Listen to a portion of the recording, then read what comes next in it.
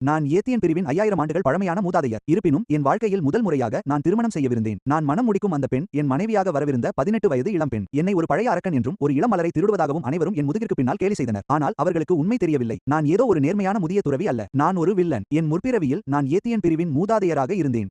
அன்று கௌரவம் மற்றும் நற்பெயருக்காக நான் யானுக்கு 3 ஆண்டு கால ஒப்பந்தத்தை வழங்கினேன். இறுதியில் அந்த பையன் ஒரு வழக்கமான கதாநாயகனைப் போல படிப்படியாக உயர்ந்தான்.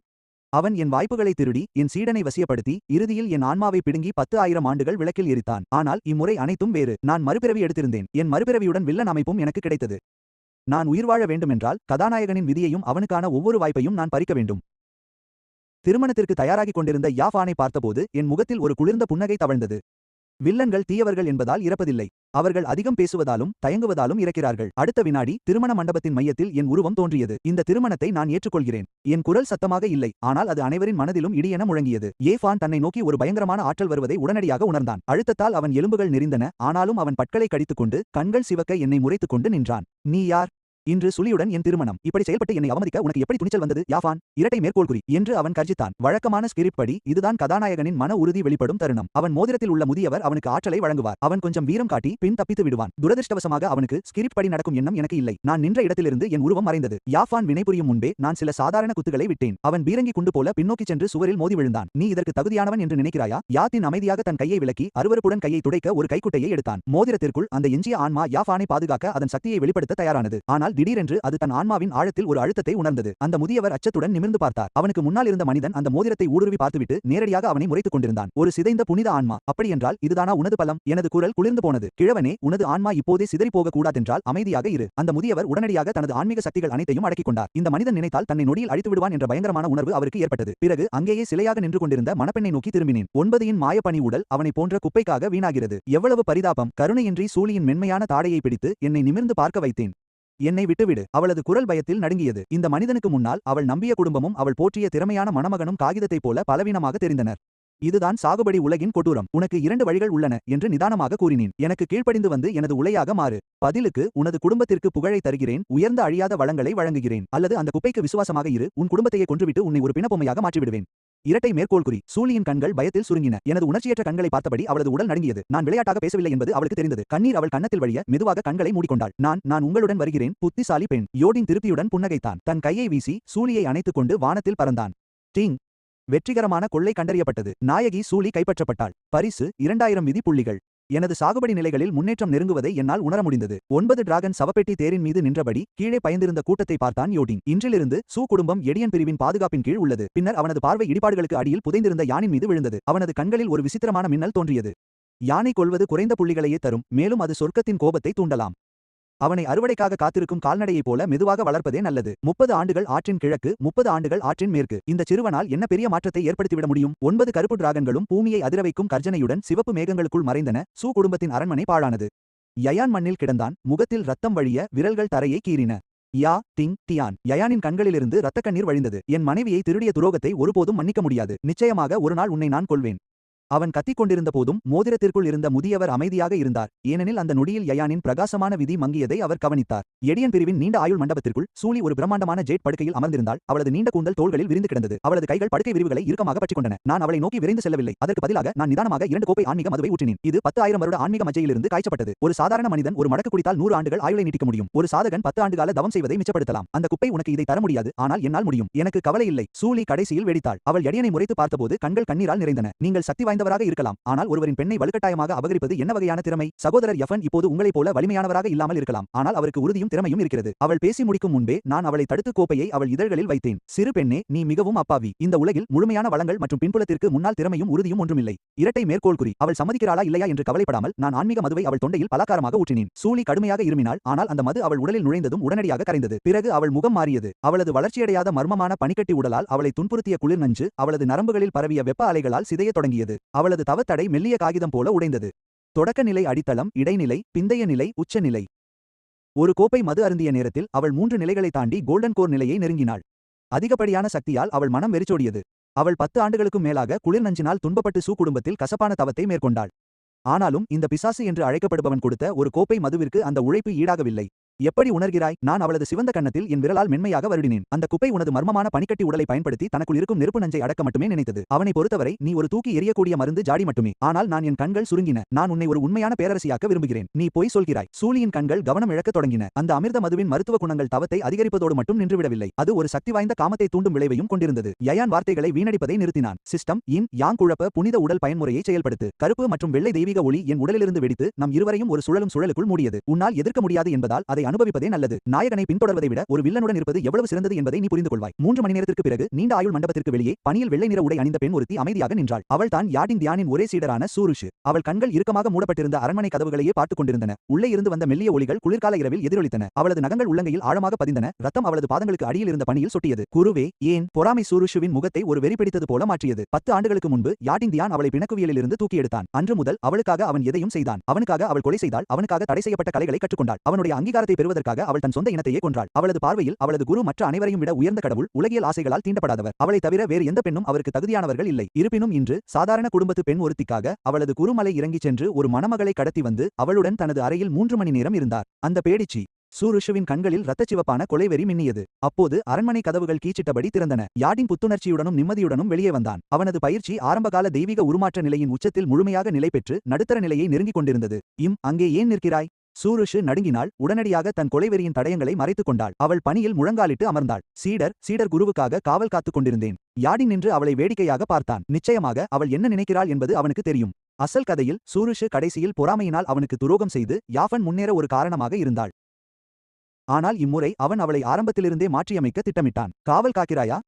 யாட்டிங்கின் குரல் குளிர்ந்தது. யாரையாவது கொல்ல வேண்டும் என்று நீ நினைக்கிறாய் என்று எனக்கு தோன்றுகிறது. சுவின் முகம் வெளிரியது. சீடர் துணிய மாட்டேன். அந்த பெண் குருவுக்கு தகுதியானவர் இல்லை என்று நான் மட்டும் உணர்கிறேன். அவள் தகுதியானவளா இல்லையா என்பதை நானே முடிவு செய்வேன். யாடி நடந்து சென்று அவளது தலையை மென்மையாக வருடினான். அந்த எளிய தொடுதல் சூருஷுவின் உடலை பயத்திற்கும் ஆசைக்கும் இடையே பதட்டமடைய செய்தது. இதை நினைவில் கொள். நீ எனது வாள். ஒரு வாளுக்கு உணர்ச்சிகள் தேவையில்லை. நிச்சயமாக பொறாமையும் தேவையில்லை. அவனது விரல்கள் திடீரென்று அவளது தலைமுடியை சுற்றி இறுக்கிக் கொண்டு அவள் தலையை நிமிர வைத்தன. உள்ளே இருக்கும் அந்த பெண் வெறும் சதுரங்க காய்களில் ஒன்று மட்டுமே. ஆனால் என் முடிவுகளை மீண்டும் நீங்கள் கேள்வி கேட்டால் யாடின் சானின் கண்களில் ஒரு ஊதா நிற ஒளி மின்னியது. அது குழப்ப கண்ணின் அழுத்தமாக இருந்தது. சூருஷு கடுமையாக நடுங்கினாள். ஆனால் அவள் கண்களில் இருந்த பக்தி மேலும் அதிகரித்தது. சீடருக்கு தன் தவறு புரிகிறது. குருவிற்காக எதையும் செய்ய சீடர் தயாராக இருக்கிறேன். தயவு செய்து எனக்கு தண்டனை கொடுங்கள். அவளை பொறுத்தவரை இந்த குளிர்ந்த மற்றும் இரக்கமற்ற மனிதனே முழுமையானவன். நல்லது, சரி. திண்டியன் அவளது தலைமுடியை விடுவித்தான். மத்திய மாகாணத்தில் உள்ள லூ குடும்பத்தை பற்றி விசாரணை செய். அந்த குப்பையன் தப்பித்து விட்டதால் அவன் நிச்சயமாக அங்குள்ள தனது சொந்த ஊர் தொடர்புகளை நாடி ஓடுவான். அவனுக்கு தகுந்த பரிசை நாம் தயார் செய்ய வேண்டும். புரிந்தது. சுருக்கு ஒரு ஊதா நிற புகையாக இருளில் மறைந்தாள். யாடின் ஹாலை நோக்கி திரும்பினான். உள்ளே சூலி ஏற்கனவே விழித்திருந்தாள். அவள் தன் கைகளையே ஒரு சிக்கலான உணர்வுடன் வெறித்து பார்த்துக் கொண்டிருந்தாள். சிறிது நேரத்திற்கு முன்பு அவளது பயிற்சி கோல்டன் கோர் நிலையின் 7வது நிலையை அடைந்ததை அவள் கண்டறிந்தாள். இத்தகைய பயங்கரமான வளர்ச்சி பயிற்சிகளை பற்றி அவள் அறிந்திருந்த அனைத்தையும் தகர்த்தது. யாடின் ஒரு சிறிய புன்னகையுடன் உள்ளே நடந்தான். நீ விழித்துக் கொண்டதால் சும்மா உட்கார்ந்திருப்பதை நிறுத்து. அவன் ஒரு பயிற்சி கையேட்டை அவளை நோக்கி அலட்சியமாக வீசினான். இது சொர்க்க நிலை பயிற்சி நுட்பம். மர்மமான பனி ஜேட் கண்ணி கலை. இது உங்கள் சூ குடும்பத்தின் உடைந்த மஞ்சள் நிலை குப்பையை விட 10,000 மடங்கு சிறந்தது. இதை சரியாக பயிற்சி செய். 3 நாட்களில் நீ என்னுடன் மூதாதையர் நிலங்களுக்கு வருவாய். நீ இதை கற்க தவறினால் அவனது குரல் அலட்சியமாக மாறியது. நான் உன்னை 10,000 பாம்பு குழியில் வீசுவேன். சூலி அந்த புகழ்பெற்ற சொர்க்க நிலை நுட்பத்தை நடுங்கும் கைகளால் ஏந்தினாள். அவள் மனம் முற்றிலும் உணர்ச்சியற்று இருந்தது. வில்லனின் பெண்ணாக வாழ்க்கை இப்படித்தான் இருக்குமா? அவள் தலைக்கு மேல் இருந்த ஒளி பிரகாசமான சிவப்பு நிறத்திலிருந்து அடர் கருப்பு நிறத்திற்கு மாறுவதை கவனித்தான். அவளது விதி கதாநாயகனின் அணியிலிருந்து வில்லனின் பக்கம் மெதுவாக மாறிக்கொண்டிருந்தது. அவன் உள்ளுக்குள் ஏளனம் செய்தான். ஒருவருடைய உடலை கட்டுப்படுத்துவதை விட ஒருவருடைய இதயத்தை கைப்பற்றுவதே எப்போதும் சிறந்தது. அவள் அதிகாரம், அந்தஸ்து மற்றும் எல்லையற்ற வளங்களுக்கு அடிமையாகிவிட்டால் யாயானுக்கு அருகில் மீண்டும் துன்பப்பட அவள் ஒருபோதும் விரும்ப மாட்டாள். யான் அரண்மனை ஜன்னல்களுக்கு வெளியே பனி பெய்ய யாடிண்டியன் கைகளை பின்னால் கட்டிக்கொண்டு நின்றான். உன் பெண், உன் விதி, உன் வாய்ப்புகள், அவை அனைத்தையும் நான் எடுத்துக்கொள்வேன். அவனது கண்கள் வானத்தை நோக்கி சுருங்கின. நான் வில்லன் என்பதால் வானத்திற்கு அடியில் உள்ள ஒவ்வொரு உலகமும் என் நிழலில் வாழும். சிங் யூன் நகரத்திற்கு வெளியே 300 மீட்டர் தொலைவில் ஒரு பெரிய கல்லறைக்குள் யாஃபான் திடீரென உறுப்புகளின் துண்டுகள் கலந்த ஒரு வாய் கருப்பு இரத்தத்தை இருமிக் கொட்டினான். அவன் தன்னைத்தானே தாங்கிக் கொள்ள போராடினான். அவன் முகத்தில் இருந்த உறுதியான பாவம் சிதைந்து அசிங்கமாக மாறியிருந்தது. நான் மறுக்கிறேன். அவன் தன் முஷ்டியால் மண்ணில் ஓங்கி அடித்தான். மோதிரத்திற்குள் இருந்த பழைய குரல் மீண்டும் எதிரொலித்தது. அது சோர்வையும் உதவியற்ற தன்மையையும் வெளிப்படுத்தியது. அமைதியாக இரு. இப்போது உன் தாவோ இதயம் நிலையற்றதாக இருக்கிறது. உன் உடலில் உள்ள விஷத்தன்மை அந்த மனிதனின் ஆற்றலுடன் மோதுகிறது. இப்படியே நீ தொடர்ந்தால் தேவர்களாலும் உன்னை காப்பாற்ற முடியாது. நான் எப்படி அமைதியாக இருக்க முடியும்? யான் கர்ஜித்தான். அவனது கண்களின் ஓரங்களிலிருந்து ரத்தம் வழிந்தது. அனைவர் முன்னிலையிலும் என் வருங்கால மனைவி பறிக்கப்பட்டாள். என் கௌரவம் அவனது காலடியில் நசுக்கப்பட்டது. இந்த நகரம் முழுவதற்கும் முன்னால் அவன் என்னை அவமானப்படுத்தினான். இந்த வஞ்சகத்தை நான் தீர்க்காவிட்டால் யான் என்று அழைக்கப்பட நான் தகுதியற்றவன். மோதிரத்திற்குள் இருந்த முதியவர் பெருமூச்சு விட்டார். அவர் ஒரு காலத்தில் மத்திய மாகாணத்தைச் சேர்ந்த சக்தி வாய்ந்த துறவியாக இருந்தவர். பல மேதைகள் வீழ்வதை பார்த்தவர். ஆனால் யானை போல பயங்கரமான ஒருவரை அவர் கண்டதில்லை. அந்த ஒரே ஒரு பார்வை அவரது துறவி ஆன்மாவையே அதிர வைத்தது. அந்த மனிதனை புரிந்து கொள்ள முடியாது. சியோன், நான் சொல்வதை கேள். இப்போதைக்கு தெற்கு பகுதியை விட்டு வெளியேறு. பச்சை மலைகள் இருக்கும் வரை எரிக்க விறகு எப்போதும் இருக்கும். இல்லை. யாவன் பற்களை கடித்துக்கொண்டு மார்பிலிருந்து மங்கிய பச்சை பதக்கத்தை எடுத்தான். அது அவனுக்கும் சூலிக்கும் இடையிலான அன்பின் அடையாளம். அதில் ஒரு மெல்லிய பிணைப்பு இன்னும் இருந்தது. சூலி எனக்காக காத்திருக்கிறாள். அந்த அரக்கனுடன் அவள் இருக்கும் ஒவ்வொரு ஒவ்வொரு நொடியும் அவளுக்கு துன்பம்தான். என் குடும்பத்தை காக்கவே அவள் தன்னை தியாகம் செய்தாள். உங்களுக்கு புரியவில்லை ஆசிரியரே. சூலி பார்ப்பதற்கு குளிர்ச்சியாக தெரியலாம், ஆனால் உள்ளுக்குள் அவள் மிகுந்த உணர்ச்சி வசப்படுபவள். அவளை காப்பாற்ற நான் வருவதற்காக அவள் காத்திருக்கிறாள். அந்த நேரத்தில் தன்னைத்தானே ஏமாற்றிக் கொள்ளும் யாவனின் திறன் புதிய உச்சத்தை எட்டியது. சூலி தனக்காகவே அவமானத்தை தாங்கிக் கொள்கிறாள் என்று அவன் உறுதியாக நம்பினான். இளைஞனின் பிடிவாதமான உறுதியிடம் பணிவதற்கு முன் அந்த முதியவர் சிறிது நேரம் அமைதியாக இருந்தார். அல்லது ஒருவேளை வானமே அவரை வற்புறுத்தி இருக்கலாம். சரி, நீ வற்புறுத்துவதால் என்று அவரது குரல் கொள்ளும் எண்ணத்துடன் கூர்மையாக மாறியது. இன்று இரவு இயான் பிரிவினர் இப்பகுதியின் ஆன்மீக நரம்புகளை பலிச்சடங்கிற்காக பயன்படுத்துவார்கள். அந்த மாபெரும் அமைப்பு ஒரு குறுகிய காலத்திற்கு நிலையற்றதாக மாறும். உன் உடைந்த வாளில் கட்டுப்பாடுகளை உடைக்கக்கூடிய ஒரு பண்டைய தாலிஸ்மான் உள்ளது. நீ பின் மலைக்குள் ஊடுருவி அதன் மையத்தை கண்டுபிடித்தால் தடையை தற்காலிகமாக திறந்து அந்த பெண்ணை மீட்க நான் உதவுகிறேன். ஆனால் நினைவில் கொள், உனக்கு ஒரே ஒரு வாய்ப்பு தான் கிடைக்கும். நீ வெற்றி பெற்றதும் உடனடியாக மத்திய மாகாணத்திற்கு தப்பிச் செல்ல வேண்டும். இதற்கிடையில் ஏடி பிரிவின் லிங்கன் பாறையின் உச்சியில் முழு தெற்கு பகுதியிலும் சிறந்த இடத்தில் வானத்தின் கீழ் எல்லையற்ற மேகங்களை பார்த்தபடி யாதினியன் சந்தன நாட்காலியில் சோம்பலாக சாய்ந்து கொண்டு 2 ஜேட் சதுரங்க காய்களுடன் விளையாடிக் கொண்டிருந்தான். அவனுக்கு முன்னால் முடிக்கப்படாத சதுரங்க ஆட்டம் இருந்தது. அவன் காலடியில் பனியில் அமைதியாக முழங்காலிட்டு கவனமாக ஒரு ஆன்மீக பழத்தை உரித்துக் கொண்டிருந்தாள். அவள் மெதுவாகவும் கவனமாகவும் நகர்ந்தாள், ஒரு சிறிய துண்டை கூட சேதப்படுத்த பயந்து. குளிரால் அவளது விரல்கள் ஏற்கனவே சிவந்து போயிருந்தன, ஆனால் அவள் அதை கவனித்ததாக தெரியவில்லை. தலைவரே, அனைத்தும் ஏற்பாடு செய்யப்பட்டுவிட்டன. சுரு மரியாதையுடன் தோல் உரித்த பழத்தை 2 கைகளால் வழங்கினாள். அவனது பக்கவாட்டு முகத்தை பார்த்த அவளது பார்வையில் வெறி நிறைந்திருந்தது. உத்தரவிட்டபடி பிரிவின் பாதுகாப்பு அமைப்பில் உள்ள ஓட்டை அந்த எஞ்சிய ஆன்மாவிற்கு வேண்டுமென்றே வெளிப்படுத்தப்பட்டது. நீண்ட ஆயுள் மண்டபத்தை சுற்றியுள்ள மறைந்திருந்த காவலர்களும் திரும்ப பெறப்பட்டனர். எடிங் தியான் வாயை திறந்து பழத்தை கடித்தான். அவனது கதகதப்பான விரல்கள் தற்செயலாக சுருவின் பனிக்கட்டி போன்ற கையை தீண்டின. அது அவளது உடலை நடுங்க வைத்தது. நல்லது. இனிய சாறு அவன் நாவில் பரவ அவன் கண்களை சுருக்கினான். அவனுக்கு முன்னால் ஒரு வெளிப்படையான கணினி திரை தோன்றியது. விதி கண்காணிப்பு. இலக்கு எய்ஃபான். தற்போதைய நிலை கடுமையான காயம், உணர்ச்சிகரமான உற்சாகம். சுயமாயையில் தொலைந்து போயுள்ளான். இடம் சிங்யூன் நகரத்திற்கு வெளியே உள்ள பாழடைந்த கோவில். எடியன் பிரிவை நோக்கி நகர்கிறான். கைவசமுள்ள ஆயுதம் தடை உடைக்கும் தாயத்து. அச்சுறுத்தல் நிலை குறைவு. புனித எஞ்சிய ஆன்மா நடுத்தர அச்சுறுத்தல். நாயகன் ஒளிவட்டம். மிகவும் ஆபத்தானது. எதிர்பாராத மாற்றங்களுக்கு அதிக வாய்ப்பு உள்ளது. தலைவரே, சுரு இறுதியாக தைரியத்தை வரவழைத்துக் கொண்டு கேட்டாள். எஃபான் வெறும் எறும்பு போன்றவன். அவனுடன் விளையாடி ஏன் இவ்வளவு நேரத்தை வீணடிக்க வேண்டும்? ஒரே அடியில் அவனை நசுக்குவது எளிதல்லவா? எடின் மென்மையாக சிரித்து பலகையில் ஒரு காயை வைத்தான். பூனை எலியை வேட்டையாடுவதை நீ பார்த்திருக்கிறாயா? உண்பதற்கு முன் பூனை எப்போதும் முதலில் அதனுடன் விளையாடி மகிழும். அவன் மெதுவாக எழுந்து பாறையின் விளிம்பை நோக்கி நடந்தான், இருண்ட மேக கூட்டத்தை பார்த்தபடி. நான் அவனை நேரடியாக கொன்றால் சொர்க்கம் அவனை ஒரு சோகமான நாயகனாக கருதும். அவனது விதி எனக்கு எதிராக திரும்பும். ஆனால் அவன் உதடுகள் மேல் நோக்கி வளைந்தன. அவன் நம்பிக்கையுடன் உள்ளே நுழைய நான் அனுமதிக்கிறேன். ஆனால் அவன் காப்பாற்ற துடிக்கும் பெண் ஏற்கனவே எனது பொம்மையாகிவிட்டாள் என்பதை அவன் உணரும்போது அவனது இறுதி முயற்சி ஒரு குழந்தை கோபப்படுவது போல் தெரிந்தால் அவன் கண்களின் ஆழத்தில் ஊதா நிற ஒளி மின்னியது. அப்போதுதான் அவனது மன உறுதி உண்மையாகவே உடையும். அப்போதுதான் அவனது விதி முற்றிலும் சிதறிவிடும். அவன் சுருவை நோக்கி திரும்பினான். ஒரு உண்மையான வில்லன் முதலில் உடல்களை கொள்வதில்லை. நாங்கள் மனதை அழிக்கிறோம். பிறகு அவன் நீண்ட ஆயுள் மண்டபத்தை நோக்கினான். ட்ரூலி எப்படி பழகுகிறாள்? சுருவின் கண்களில் பொறாமை மின்னியது. அவள் தலையை குனிந்து கொண்டாள். அந்த பெண்ணின் தகவமைப்பு பயங்கரமானது. மர்மமான ஐஸ் ஜேட் கலை மற்றும் மிக உயர்ந்த வளங்களை அனுபவித்த பிறகு அவள் தனது அடையாளத்துடன் மிகவும் வசதியாக இருப்பதாக தெரிகிறது. முன்பு அவள் இன்றைய விருந்துக்கு துணிகளை தேர்ந்தெடுத்துக் கொண்டிருந்தாள். நல்லது. எட்டிங் மெல்லச் சிரித்தான். யதார்த்தம் கொடூரமானது. அசல் கதையில் சூலியோன் மீது மிகுந்த பற்றுடன் இருந்தார். ஏனெனில் அவர்கள் இருவரும் அடித்தட்டிலிருந்து வந்தவர்கள். அவர்களுக்கு துணையாக வேறு யாரும் இல்லை. ஆனால் உச்சத்தில் உள்ள உலகத்தை கண்ட பிறகு எத்தனை பேர் மனம் வந்து மீண்டும் துன்பத்திற்கு திரும்ப விரும்புவார்கள்? மனித இயல்பு சோதனைகளை ஒருபோதும் தாங்க முடியாது. எனது கட்டளைகளை பிறப்பியுங்கள். இன்று இரவு எதான் பிரிவினர் ஒரு பிரமாண்டமான விருந்துக்கு ஏற்பாடு செய்யட்டும். நான் என் காதலியுடன் சேர்ந்து வானவேடிக்கையை ரசிக்கப் போகிறேன் என்று அவர் புன்னகைத்தார். மேலும் பிரிவின் பாதுகாப்பை குறைந்தபட்ச அளவிற்கு குறைக்கவும். நமது சிறிய எலி வந்து செல்வதற்கு தடையற்ற வழியை விட்டுவிடுங்கள். அதே வேளையில் யாஃபன் காட்டிற்குள் அடக்க முடியாத உற்சாகத்துடன் ரகசியமாக ஊடுருவிக் கொண்டிருந்தான். அவன் மோதிரத்திற்குள் இருந்த முதிய ஆன்மாவின் புத்திசாலித்தனத்தை புகழ்ந்து கொண்டிருந்தான். எட்டி பிரிவின் மலைப்பகுதிக்குள் நுழைந்த கணமை அனைத்தும் கவனிப்பில் இருப்பதை அவன் அறியவில்லை. அவன் செய்த ஒவ்வொரு அசைவும் ஏற்கனவே எடிங் டியோனின் கண்காணிப்பில் சிக்கியிருந்தது. எந்த எதிர்ப்புமின்றி அவன் பிரிவுக்குள் நுழைந்து அமைதியாக நீண்ட ஆயுள் மண்டபத்திற்கு வெளியே வந்து சேர்ந்தான். அரண்மனை விளக்குகள் வேண்டுமென்றே பிரகாசமாக எரிய வைக்கப்பட்டிருந்தன. ஜன்னல் விரிசலின் வழியாக அவன் அனைத்தையும் தெளிவாக பார்க்க வேண்டும் என்று எட்டிங் விரும்பினான். மண்டபத்திற்குள் எட்டிங் டியான் சிம்மாசனத்தில் சோம்பலாக சாய்ந்திருந்தார். அவரது மடியில் யாஃபன் தன் உயிரை பணயம் வைத்து மீட்க வந்த அந்த பெண் அமர்ந்திருந்தாள். சூலி மூடுபனி போல உடல் மீது ஒட்டிக்கொண்டிருந்த மெல்லிய நீல நிற ஆடையை அணிந்திருந்தாள். அவள் பழக்கப்படுத்தப்பட்ட பூனை போல எடிங்கின் மார்பில் ஒட்டிக்கொண்டு அவரே திராட்சை பழங்களை உரித்து கூட்டிக் கொண்டிருந்தாள். இது இனிப்பாக உள்ளதா என்று அவள் மென்மையாக கேட்டாள். எடிங் அந்த திராட்சையை விழுங்கிவிட்டு அவள் விரல் நுனியை வேண்டுமென்றே தன் உதடுகளுக்கு இடையே பிடித்துக் கொண்டு சிரித்தார். உன்னை விட இனிப்பாக இல்லை. அந்த காட்சியை பார்த்த கணமே யாஃபனின் உடல் முழுவதும் உறைந்து போனது. அவன் ரத்தம் உறைந்து போனது. மறுநொடி அவன் கோபத்தில் கண்கள் சிவக்க உடைந்த வாளை பிடித்துக் கொண்டு வெறிபிடித்த ஓனாய் போல மண்டபத்திற்குள் பாய்ந்தான். நான் உன்னை கொன்று விடுவேன். மண்டபத்திற்குள் இசை உடனடியாக நின்றது. இருப்பினும் எந்த இசைக்கலைஞரோ அல்லது பணியாளரோ பதற்றமடையவில்லை. அவர்கள் அனைவரும் யாஃபனை ஒரு பிணத்தை பார்ப்பது போல பார்த்தார்கள். எடிங் தன் நிலையை மாற்றிக்கொள்ள கூட கவலைப்படவில்லை. அவர் வெறும் கண்களை மட்டும் சற்று உயர்த்தினார். சூலி ஒரு கணம் திகைத்தாள். ஆனால் அடுத்த நொடியே அவளது முகத்தில் எரிச்சல் மட்டுமே மிஞ்சியிருந்தது.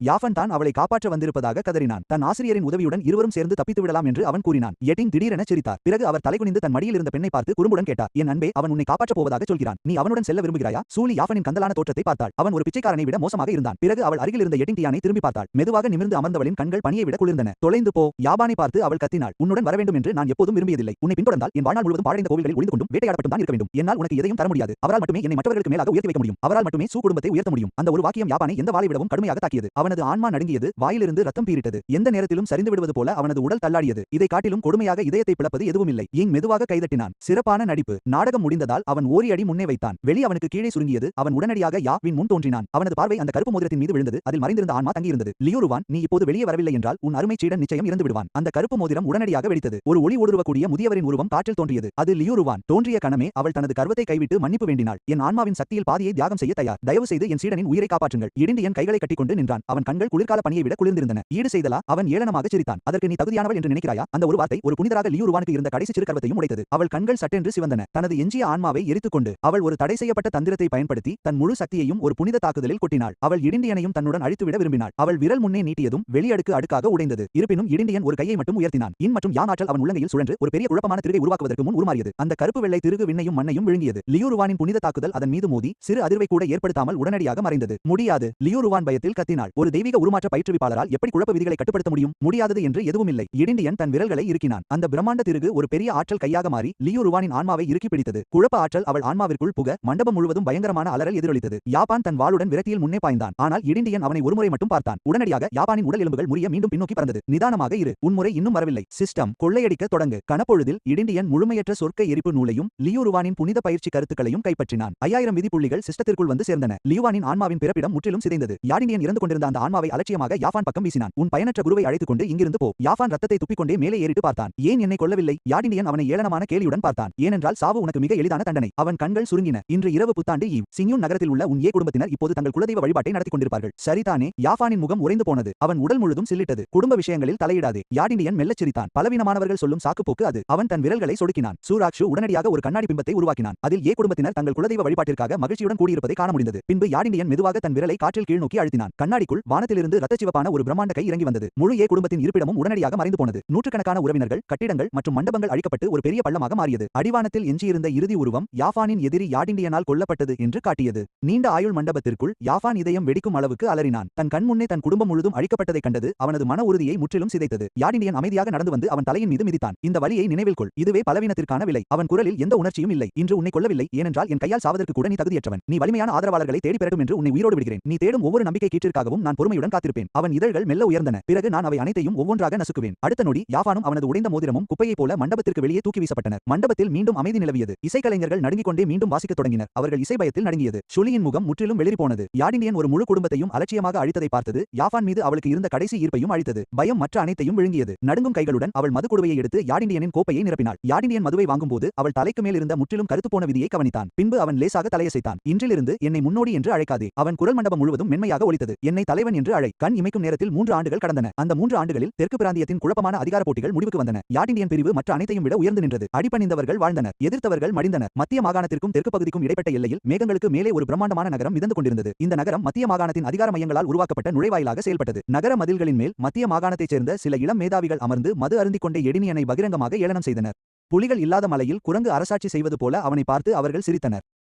அவர்களின் கூற்றுப்படி இந்த தெய்வ உருமாற்ற மூதாதையர் மத்திய மாகாணத்திற்குள் வந்தால் நகரத்தின் பாதுகாப்பு அரணை கூட உடைக்க முடியாது. ஒரு திமிர்பிடித்த இளைஞன் தனது ஆவி மிருகமே யங் டியானுக்கு பாடம் புகட்ட போதும் என்று கூறினான். கருப்பு உடை அணிந்த ஒருவர் மட்டும் தீவிரமாக நெற்றியை சுருக்கி மற்றவர்களை எச்சரித்தார். யங் டியானை குறைவாக மதிப்பிட வேண்டாம் என்று அவரது குடும்ப பெரியவர்கள் செய்தி அனுப்பியிருந்தனர். அவன் வதந்திகளில் சொல்வது போல எளிமையானவன் அல்ல. ஆனால் கோங்குன்சி என்ற நீல நிற உடை அணிந்த மேதை சிரித்துக்கொண்டு மேகங்களை நோக்கி திமிராக சுட்டிக்காட்டினான். யங் டியான் இங்கே வர துணிந்தால் உண்மையான சக்தி என்றால் என்னவென்று அவனுக்கு காட்டுகிறேன். அவன் பேசி முடிப்பதற்குள் முழு நகர மதிலும் திடீரென பலமாக அதிரத் தொடங்கியது. பாதுகாப்பு அரண் தானாகவே செயல்படத் தொடங்கியது. அனைவருடைய முகபாவனைகளும் மாறின. அவர்கள் தெற்கு அடிவானத்தை நோக்கி திரும்பினர். தெளிவான நீலவானம் மெதுவாக அடர் சிவப்பு மேகங்களால் விழுங்கப்பட்டது. 9 பயங்கரமான டிராகன் கர்ஜனைகள் வானத்திலும் பூமியிலும் எதிரொலித்தன. மதிலின் மேல் இருந்த வலிமையான மேதைகள் கூட தங்கள் நெஞ்சில் சுத்தியலால் அடித்தது போன்ற உணர்வை பெற்றனர். அவர்களில் பலவீனமானவள் ரத்தத்தை கக்கிக்கொண்டு உடனடியாக முழங்காலிட்டு விழுந்தாள். சிவப்பு மேக கடலிலிருந்து வெளிப்பட்ட அந்த பிரம்மாண்டமான பொருளை கண்டு கோம்சி பயந்து அண்ணாந்து பார்த்தான். எலும்புகள் மற்றும் ரத்த ஆறுகளால் கட்டப்பட்ட நகரும் அரண்மனையை 9 பிரம்மாண்டமான பண்டைய டிராகன் சடலங்கள் இழுத்து வந்தன. அரண்மனையின் இடது பக்கத்தில் கொலைகார சூருக்கு நின்றார். வலது பக்கத்தில் இப்போது மர்மமான பனி அரசி என்று அழைக்கப்படும் குளிர்ச்சியான மற்றும் நேர்த்தியான சுழி நின்றார். அரண்மனைக்குள் ஆழத்தில் இண்டியான் தனது சிம்மாசனத்தில் அமர்ந்து வானமும் பூமியும் நடுங்கும் அளவிற்கு அழுத்தத்தை வெளிப்படுத்தினார். இது தெய்வ உருமாற்றம் அல்ல. யாரோ ஒருவர் பயத்துடன் கத்தினார். இது சிறந்த புனித நிலை. கருப்பு உடை அணிந்த இளைஞனின் குரல் கட்டுக்கடங்காமல் நடுங்கியது. தெற்கு பகுதி எப்படி ஒரு சிறந்த புனித நிபுணரை உருவாக்க முடியும்? இதயம் பயத்தால் நிறைந்திருந்தாலும் கோங்குனி தன்னை வற்புறுத்தி காற்றில் உயர்ந்து திமிராக கத்தினான். மத்திய மாகாண சட்டப்படி நுழையும் எவரும் சோதனையை எதிர்கொள்ள வேண்டும். அவன் பேசி முடிப்பதற்குள் ஒரு குளிர்ச்சியான பெண் குரல் அவனை இடைமறித்தது. செயல்பட்டது யங் டியான் அல்ல, அது சூருவும் அல்ல, அது சுலி. அவள் கோங்குன்சியை ஒருமுறை பார்த்துவிட்டு மெதுவாக ஒரு கையை உயர்த்தினாள். சுற்றியிருந்த இடம் உடனடியாக உறைந்து போனது. கோங்குனி ஒரு சிறிய அலறலை மட்டுமே எழுப்பினான். அதற்குள் அவனது உடல் முழுவதுமாக வெடித்து ரத்தமேகமாக மாறியது. சுவரில் இருந்த எஞ்சிய மேதைகள் பயத்தில் முழங்காலிட்டு கருணைக்காக கதறினர். யாடினியனின் அரண்மனை வேகம் சற்றும் குறையவில்லை. நகரத்தின் பாதுகாப்பு அரணின் மீது நேரடியாக மோதியது. உச்சக்கட்ட தெய்வீக உருமாற்ற நிபுணர்களை எதிர்க்கும் திறன் கொண்ட அந்த அமைப்பு அரண்மனையை சுற்றியிருந்த ரத்த நிற கவசத்தில் பட்டதும் வெண்ணெய் உருகுவது போல கரைந்தது. வானமெங்கும் யாடினியனின் சோம்பேறித்தனமான குரல் எதிரொலித்தது. மத்திய மாகாணம் முழுவதும் என் செய்தியை பரப்புங்கள். ரத்த சிவப்பு மேகங்களுக்குள்ளிருந்து அவனது கண்கள் இருண்ட ஒளியுடன் ஜொலித்தன. தெற்கு பகுதியைச் சேர்ந்த யாடினியன் வந்துவிட்டான். பணிந்து நடப்பவர்கள் வாழ்வார்கள், எதிர்ப்பவர்கள் அழிவார்கள். பின் அவனது குரல் மேலும் குளிர்ச்சியாக மாறியது. லோ குடும்பம், லின் குடும்பம் மற்றும் ஷியாவோ குடும்பத்தின் பழைய அரக்கர்களிடம் இதை சொல்லுங்கள். அடர் சிவப்பு மேகங்கள் வானத்தை முழுமையாக விழுங்கின. உங்கள் கழுத்தை கழுவி தயார் நிலையில் இருங்கள், நான் வருகிறேன். ரத்த அரண்மனைக்குள் ஆடம்பரம் எல்லா இடங்களிலும் நிறைந்திருந்தது. யாடினியன் தனது சிம்மாசனத்தில் அமர்ந்து இரத்தச்சிவப்பான மதுவை அமைதியாக பருகினான். 3 ஆண்டுகளுக்கு முன்பு இருந்ததை விட அவனது ஆற்றல் இன்னும் ஆழமாகவும் பயங்கரமாகவும் மாறியிருந்தது. அமைப்பு: யாஃபானின் இருப்பிடத்தை காட்டு. உடனடியாக ஒரு வெளிப்படையான கண்காணிப்பு திரை தோன்றியது. இலக்கு: யாஃபான். தற்போதைய நிலை: பயிற்சி. விதி மீண்டு வருகிறது. விதி புள்ளிகள் 500 லிருந்து 8000 அதிகரித்தன. இடம்: மத்திய மாகாணத்தில் உள்ள 10,000 மிருக மலைத்தொடரின் புறநகர் பகுதி. வரவிருக்கும் வாய்ப்பு: 3 நாட்களுக்குள் நித்திய பசுமை கல்லுக்கான துப்பு. நிகழ்வு கணிப்பு: வீரன் அழகியை காக்கிறான். லோ குடும்பத்தின் புனித பெண் லியோயாவ் யாஃபான் மீது ஈர்ப்பு கொண்டு மத்திய மாகாணத்தில் அவன் நிலை பெற ஒரு கௌரவ முதியவர் அடையாளத்தை வழங்குகிறாள். திரையை பார்த்த யாடினியன் ஏளனமாகச் சிரித்தான். எப்போதும் போல கரப்பான் பூச்சி போல இருக்கிறான். அவனது அடித்தளம் சிதைந்த பிறகும் அபத்தமான அதிர்ஷ்டத்தால் யாஃபான் மீண்டும் தனது ஆன்மாவை நிலைநிறுத்தி ஆன்மா நிலையை அடைந்துவிட்டான். மீண்டும் வீரன் போல நடிக்க பார்க்கிறான். லோ குடும்பத்தின் மூலம் உயர பார்க்கிறான். அவன் ஒரே மடக்கில் மதுவை குடித்துவிட்டு கண்களில் வன்முறையான ஊதா நிற ஒளியுடன் பார்த்தான். ரிஷு சீடர் இங்கே இருக்கிறாரா? சூருஷு உடனடியாக முன்னால் வந்து தலைவணங்கினாள். 10,000 மிருக மலைத்தொடரின் ஆழத்திற்கு செல்ல தயாராகுங்கள். யாடினியன் மெதுவாக எழுந்து நின்றான். அவனது அசைவினால் சுற்றியிருந்த வெளி கூட வளைந்தது. ஒரு பழைய நண்பரை சந்திக்க வேண்டிய நேரம் இது. மத்திய மாகாணத்தின் மிக ஆபத்தான தடை செய்யப்பட்ட பகுதிகளில் ஒன்றான 10,000 மிருக மலைத்தொடரின் ஆழத்தில் பண்டைய காடுகள் முடிவில்லாமல் நீண்டு கிடந்தன. அங்கு பயங்கரமான மிருகங்கள் அலைந்து கொண்டிருந்தன. மகா புனித நிபுணர்கள் கூட உள்ளே செல்ல அரிதாகவே துணிந்தனர். அந்த நேரத்தில் இதய துயர பள்ளத்தாக்கில் ஒரு கடுமையான துரத்தல் நடந்து கொண்டிருந்தது. ஹுவான் பிரிவைச் சேர்ந்த ஒரு வசீகரமான ஆண் பயிற்றுவிப்பாளர் ஒரு டஜன் சீடர்களுடன் வெள்ளை ஆடை அணிந்த பெண்ணை பள்ளத்தாக்கில் துரத்திக் கொண்டிருந்தான். 7 துளை கொண்ட நேர்த்தியான இதயத்தை கொடுத்துவிடு, உன் உடலை சிதைக்காமல் விடுகிறோம். வேட்டையாடப்பட்ட அந்த பெண் வேறெவருமல்ல, லூ குடும்பத்தின் புனித மங்கையான லூ மங்காவ், அசல் கதையின் 2வது நாயகி. மத்திய மாகாணம் முழுவதிலும் உள்ள எண்ணற்ற மேதைகளின் இதயங்களில் எட்ட முடியாத நிலவாக அவர் இருந்தார். அவருடைய வெள்ளை ஆடைகள் ரத்தத்தால் கரைபடிந்து பரிதாபமாக தெரிந்தாலும் அவருடைய தூய்மையான மற்றும் தெய்வீக அழகை மறைக்க முடியவில்லை. லூ குடும்ப முன்னோரின் புகழை சொல்லி அவர்களை மிரட்டியபடி அவர் தன் பற்களை கடித்தார். ஆனால் ஹுவான் பிரிவின் சீடர்கள் அதை கண்டு நகைத்தனர். லூ குடும்பம் ஏற்கனவே வீழ்ச்சியடைய தொடங்கிவிட்டது. மிக முக்கியமாக அவர்கள் அவருடைய தெய்வீக வாசனை கொண்ட தாவோ உடலை ஆசைப்பட்டனர். அவருடன் அவர்கள் இரட்டை பயிற்சி மேற்கொண்டால் அவர்களின் கலைகள் அசுர வளர்ச்சியடையும். ஹுவான் பிரிவு இளம் தலைவனின் உத்தரவின்படி 10க்கும் மேற்பட்ட சீடர்கள் உடனடியாக ஒரு அமைப்பை உருவாக்கினர். இளஞ்சிவப்பு ரிப்பன்கள் பிணைக்கப்பட்டு ஆன்மாவை நேரடியாக தாக்கும் மயக்கமூட்டும் வாசனை கொண்ட ஒரு மிகப்பெரிய வலையாக மாறியது. அதுதான் பேரின்ப ஆன்ம மந்திர அமைப்பு. யூமிங் யாவ் ஏற்கனவே நஞ்சூட்டப்பட்டிருந்தார் மற்றும் தனது அனைத்து ஆன்மீக சக்தியையும் இழந்திருந்தார். அந்த அமைப்பு அவர் மீது இறங்கியபோது தலை சுற்றல் அவரை ஆட்கொண்டது. உடல் முழுவதும் தாங்க முடியாத வெப்பம் பரவியது. அவமானப்படுவதை விட சாக துணிந்த உறுதியான எண்ணம் அவர் கண்களில் மின்னியது. தன் உடலில் இருந்த கடைசி துளி ஆன்மீக சக்தியை திரட்டி தன்னைத்தானே அழித்துக் கொள்ள தயாரானார். அப்போது பள்ளத்தாக்கு முழுவதும் ஒரு குளிர்ந்த குரல் எதிரொலித்தது. உன்னை சாகச் சொன்னது யார்? அந்த வார்த்தைகள் விழுந்த கணமே அந்த ராட்சத இளஞ்சிவப்பு வலை சுட்டெரிக்கும் சூரியனுக்கு அடியில் பனி போல மறைந்தது. ஹுவான் பிரிவின் கவர்ச்சியான இளம் தலைவன் அதிர்ச்சியுடன் மேலே பார்த்தான். யார் அங்கே? பள்ளத்தாக்கின் மேலே இருந்த வானம் இருண்டது. கிரிம்சன் மேகங்கள் வானத்தை விழுங்கின. எடின் தியான் கருப்பு மற்றும் தங்க நிற உடையில் வானத்திலிருந்து இறங்கி வந்தார். அவர் எந்தவிதமான அழுத்தத்தையும் வெளிப்படுத்தவில்லை. ஆனாலும் அவர் வைத்த ஒவ்வொரு அடியும் சுற்றியுள்ள இடத்தை சிதைப்பது போல முனகச் செய்தது. அவருடைய பார்வை ஒருமுறை கூட ஹுவான் பிரிவு சீடர்கள் மீது விழவில்லை. ஆரம்பம் முதல் இறுதி வரை அவருடைய கண்கள் லூ மங்கா மீதே நிலைத்திருந்தன. இதுதான் தெய்வீக வாசனை கொண்ட தாவோ உடலா என்று அவர் தனக்குள் நினைத்துக் கொண்டார். அதனால் தான் யஃபான் பிறகு அவளுக்காக உலகையே எதிர்த்து நின்றான். பெரியவரே, நீங்கள் யார்? ஹுவான் பிரிவு இளம் தலைவன் நடுக்கத்துடன் கேட்டான். நான் ஹுவான் பிரிவின் இளம் தலைவன் ஹுவாவு. அவன் பேசி முடிப்பதற்குள் எடின் அவனை ஒருமுறை ஏறிட்டு பார்த்தார். அந்த ஒரே பார்வையில் அந்த ஆன்மநிலை இளம் தலைவன் அங்கேயே இரத்தக்கரையாக சிதறிப்போனான். மீதமிருந்த சீடர்கள் பயத்தில் திரும்பியோட முயன்றனர். நீங்கள் ஏற்கனவே இங்கே இருப்பதால் எடின் அமைதியாக பேசினார். நீங்கள் உரமாவதே சிறந்தது. கண்ணுக்கு தெரியாத வாள் ஆற்றல் பள்ளத்தாக்கு முழுவதும் வீசியது. கண் இமைக்கும் நேரத்தில் எஞ்சியிருந்த ஒவ்வொரு சீடனும் சாம்பலாக மாறினர். லூமிங் யாவ் அந்த சூழலை வெறுமையாக பார்த்துக் கொண்டிருந்தார். லூ குடும்ப புனித மங்கையாக பல சக்தி வாய்ந்த பயிற்சியாளர்களை அவர் சந்தித்திருந்தாலும் இவ்வளவு சாதாரணமாகவும் கொடூரமாகவும் யாரையும் கொள்வதை பார்த்ததில்லை. அவனை ஒப்பிடுகையில் யுவான் பிரிவினர் கூட தீங்கற்றவர்களாகவே தெரிந்தனர். தன் உடலில் இருந்த விஷத்தை பொறுத்துக்கொண்டு அவள் பலவீனமாக வணங்கினாள். என்னை காப்பாற்றியதற்கு நன்றி ஐயா. நான் லூ குடும்பத்தின் லூ மங்காவ். இந்த கடனை என்றாவது ஒரு நாள் நான் திருப்பி தருகிறேன். பிறகு திருப்பி தருகிறாயா? யாடின் திடீரென அவள் முன்னால் தோன்றி இரத்தக்கரையுடன் இருந்த அவளது தாடையை மரியாதையின்றி உயர்த்தினான். நான் இரக்கத்திற்காக ஒருபோதும் மக்களை காப்பாற்றுவதில்லை. எதிர்கால கடனை பற்றியும் எனக்கு கவலை இல்லை. அவன் கண்கள் சுருங்கின. எனக்கு இப்போது பலன் வேண்டும். லூ மங்காவின் கண்கள் விரிந்தன. அவள் பின்வாங்க முயன்றாள். ஆனால் கண்ணுக்கு தெரியாத சக்தியால் முழுமையாக முடக்கப்பட்டாள். ஐயா, இதன் பொருள் என்ன? யாடின் அவளுக்கு அருகில் குனிந்தான். யான் விரைவில் வருவான். சரிதான். யானின் பெயரை கேட்டதும் அவள் திகைத்தாள். அவன் யார் என்று அவளுக்கு தெரியவே தெரியாது. உனக்கு அவனை தெரிந்தால் என்ன, தெரியாவிட்டால் என்ன? யாடின் லேசாக புன்னகைத்தான். நீ ஒன்றை மட்டும் புரிந்து கொண்டால் போதும். இந்த நொடியிலிருந்து உன் தலையெழுத்து மாறிவிட்டது. வேறு வார்த்தை பேசாமல் தன் உள்ளங்கையை அவளது நெற்றியில் வைத்தான். அடிமை முத்திரைக்கான சிஸ்டம் பரிமாற்றம். டிங் 3000 வில்லன் புள்ளிகள் செலவிடப்பட்டன. முழுமையான விசுவாச முத்திரை வெற்றி பெற்றது. ஒரு இருண்ட குறியீடு பலவந்தமாக லுமினோவின் உணர்வு நிலைக்குள் நுழைந்தது. அவளது ஆன்மா கிழிந்து மீண்டும் உருவாக்கப்படுவது போல் வழியில் அலறினாள். வேண்டாம், நிறுத்து. நான் லூ குடும்பத்தின் புனித மங்கை. அவள் தீவிரமாக எதிர்த்தபோது கண்ணீர் அவளது முகத்தில் வழிந்தது. யாடின் கேலியாக சிரித்தான். லூ குடும்பத்தின் புனித மங்கையா? அவனது குரல் இரக்கமற்றதாக இருந்தது. இன்றிலிருந்து நீ வெறும் எனது வேலைக்காரி. உன்னிடம் உள்ள அனைத்தும் எனக்கு சொந்தமானவை. அடிமை முத்திரை அவளது ஆன்மாவில் பதிந்தவுடன் அவளது ஆழத்திலிருந்து பெரும் அடிபணிதல் எழுந்தது. அவளது முழங்கால்கள் தானாகவே தளர்ந்தன. மத்திய மாகாணத்தின் இந்த பெருமைமிக்க புனித மங்கை மெதுவாக யாடின் தியான் முன் முழங்காலிட்டாள். இந்த அடிமை எஜமானரை வணங்குகிறேன். அவளது குரல் இன்னும் லேசாக நடுங்கியது. ஆனால் எதிர்ப்பு ஏற்கனவே மறைந்துவிட்டது. அதே தருணத்தில் பள்ளத்தாக்கின் நுழைவாயிலிருந்து அவசரமான அடிச்சத்தங்கள் கேட்டன. மங்காவ் அம்மையாரே, பொறுங்கள். நான் உங்களை காப்பாற்ற வந்துவிட்டேன். நீதியான குரல் ஒன்று சத்தமாக ஒலித்தது. அசல் கதையின்படி யான் சரியான நேரத்தில் வந்து யுவான் பிரிவினருடன் போராடி பலத்த காயமடைந்து லுமினோவின் அன்பை பெற்றிருக்க வேண்டும். ஆனால் இப்போது யான் பள்ளத்தாக்கிற்குள் நுழைந்தபோது அவன் முன்னால் இருந்த காட்சி அவனது எதிர்பார்ப்புகளை சிதைத்தது. அங்கே கடுமையான போரோ ஆபத்தில் சிக்கிய அழகியோ யாரும் இல்லை. அதற்கு பதிலாக ஒரு அரக்க கடவுளைப் போல ஒருவன் நிற்பதையும் அவனுக்கு அருகில் லூ இருப்பதையும் அவன் பார்த்தான். உளவு அறிக்கைகள் மூலம் அவன் அறிந்த அந்த பெண் யாட்டின் தியானுக்கு பின்னால் அமைதியாக நின்று வழிதவறி வந்த எறும்பை பார்ப்பது போல அவனை அலட்சியமாக பார்த்தாள். யான் அப்படியே நின்றான். அவனது கண்கள் கடுமையாக நடுங்கின. அந்த பழகிய விரக்தியின் உணர்வு மீண்டும் திரும்பியது. எடின் மெதுவாக திரும்பி முகத்தில் கொடூரமான புன்னகையுடன் பார்த்தான். ஓ, இது நம்ம பெரிய மேதை யான் அல்லவா? அவனது கண்கள் விளையாட்டுத்தனமாக சுருங்கின. சரியான நேரம். நான் இப்பதான் ஒரு புதிய பணிப்பெண்ணை சேர்த்திருக்கிறேன். அவளை முதலில் யாரை வைத்து சோதிப்பது என்று யோசித்துக் கொண்டிருந்தேன். மாவோ, அவனது குரல் அமைதியாக இருந்தது. அவனை கொன்றுவிடு. உடனடியாக லியூ மங்கோவின் கண்களிலிருந்து கொலைவெறி வெளிப்பட்டது. அவள் தனது வாளை உருவி யானின் கழுத்தை நோக்கி பாய்ந்தாள். மிசோ, நான் உன்னை காப்பாற்ற வந்தேன் என்று யான் தனது உடைந்த வாளால் தடுத்தபடி பதற்றத்துடன் கத்தினான். அந்த மோதல் அவனது கைகளை மரத்து போகச் செய்து அவனை தொடர்ந்து பின்னோக்கி தள்ளியது. குழப்பமும் விரக்தியும் அவன் முகத்தில் நிழலாடியது. ஏன்? அவன் உள்ளுக்குள் கத்தினான். நான் விரும்பும் அனைத்தும் ஏன் அவனுக்கே கிடைக்கின்றன? ஏன் ஒவ்வொரு வாய்ப்பும் எனக்கு எதிராக திரும்பும் கத்தியாக மாறுகிறது? ஏனென்றால் நீதான் கதாநாயகன். எடினியன் அவன் எண்ணத்தை நேராக கேட்பது போல் பதிலளித்தான். ஒரு கதாநாயகன் வில்லனால் கொள்ளையடிக்கப்படவே இருக்கிறான். இது பொதுவான அறிவு இல்லையா? 3 நாட்களுக்கு பிறகு நித்திய பசுமை தடாக ரகசிய இடத்திற்குள் 10,000 ஆண்டுகால உயிராற்றல் கொண்ட ஏரி முடிவில்லாத உயிர்ச்சக்தியை வெளிப்படுத்தியது. ஒரு சாதாரண மனிதன் ஒரு துளியால் பல தசாப்தங்கள் தன் ஆயுளை நீட்டிக்க முடியும். அதில் குளிக்கும் பயிற்சியாளர்கள் தங்கள் அடித்தளத்தை முற்றிலும் மாற்றியமைக்க முடியும். விதியின்படி இது தன் ஆசிரியரை இழந்த யானின் திருப்புமுனையாக இருந்திருக்க வேண்டும். ஆனால் இப்போது அந்த இடமே எட்டிங்டியானின் அமைப்பால் மூடப்பட்டிருந்தது. பல்வேறு பிரிவுகளைச் சேர்ந்த ஆயிரக்கணக்கான பயிற்சியாளர்கள் எல்லைக்கு வெளியே கூடி புனித தடாகத்தை வெறுப்புடன் பார்த்தபடி கோட்டை தாண்ட அஞ்சினர். மிகவும் அடாவடித்தனம் என்று ஒருவர் முணுமுணுத்தார். நித்திய பசுமை தடாகம் யாருக்கும் சொந்தமானதல்ல. ஏன் எட்டிங்டியான் மட்டும் அதை ஏகபோகமாக அனுபவிக்க வேண்டும்? இதற்கிடையில் எட்டிங்டியான் தடாகத்திற்குள் வசதியாக ஓய்வெடுக்க முடிவில்லாத உயிராற்றல் பாதாளத்தில் நதிகள் பாய்வது போல அவனது உடலுக்குள் சென்றது. அவனுக்கு இருபுறமும் சூ ராகு மற்றும் லியூ மங்கோ நீரில் அவனுக்கு பணிவிடை செய்தனர். தடாகத்தின் மூலையில் மறைந்திருந்த அழுக்கு கழிவுநீர் குழாய்க்கு அருகில் எஃபான் சேற்றிலும் அசுத்தமான நீரிலும் புதைந்து கிடந்தான். அவன் தோற்றம் பிச்சைக்காரனை விட மோசமாக இருந்தது. கடைசி முறை இதயவேதனை பள்ளத்தாக்கிற்குள் தப்பித்தது லியூமெனோவின் தாக்குதலை மிருக கூட்டம் தடுத்ததால் மட்டுமே.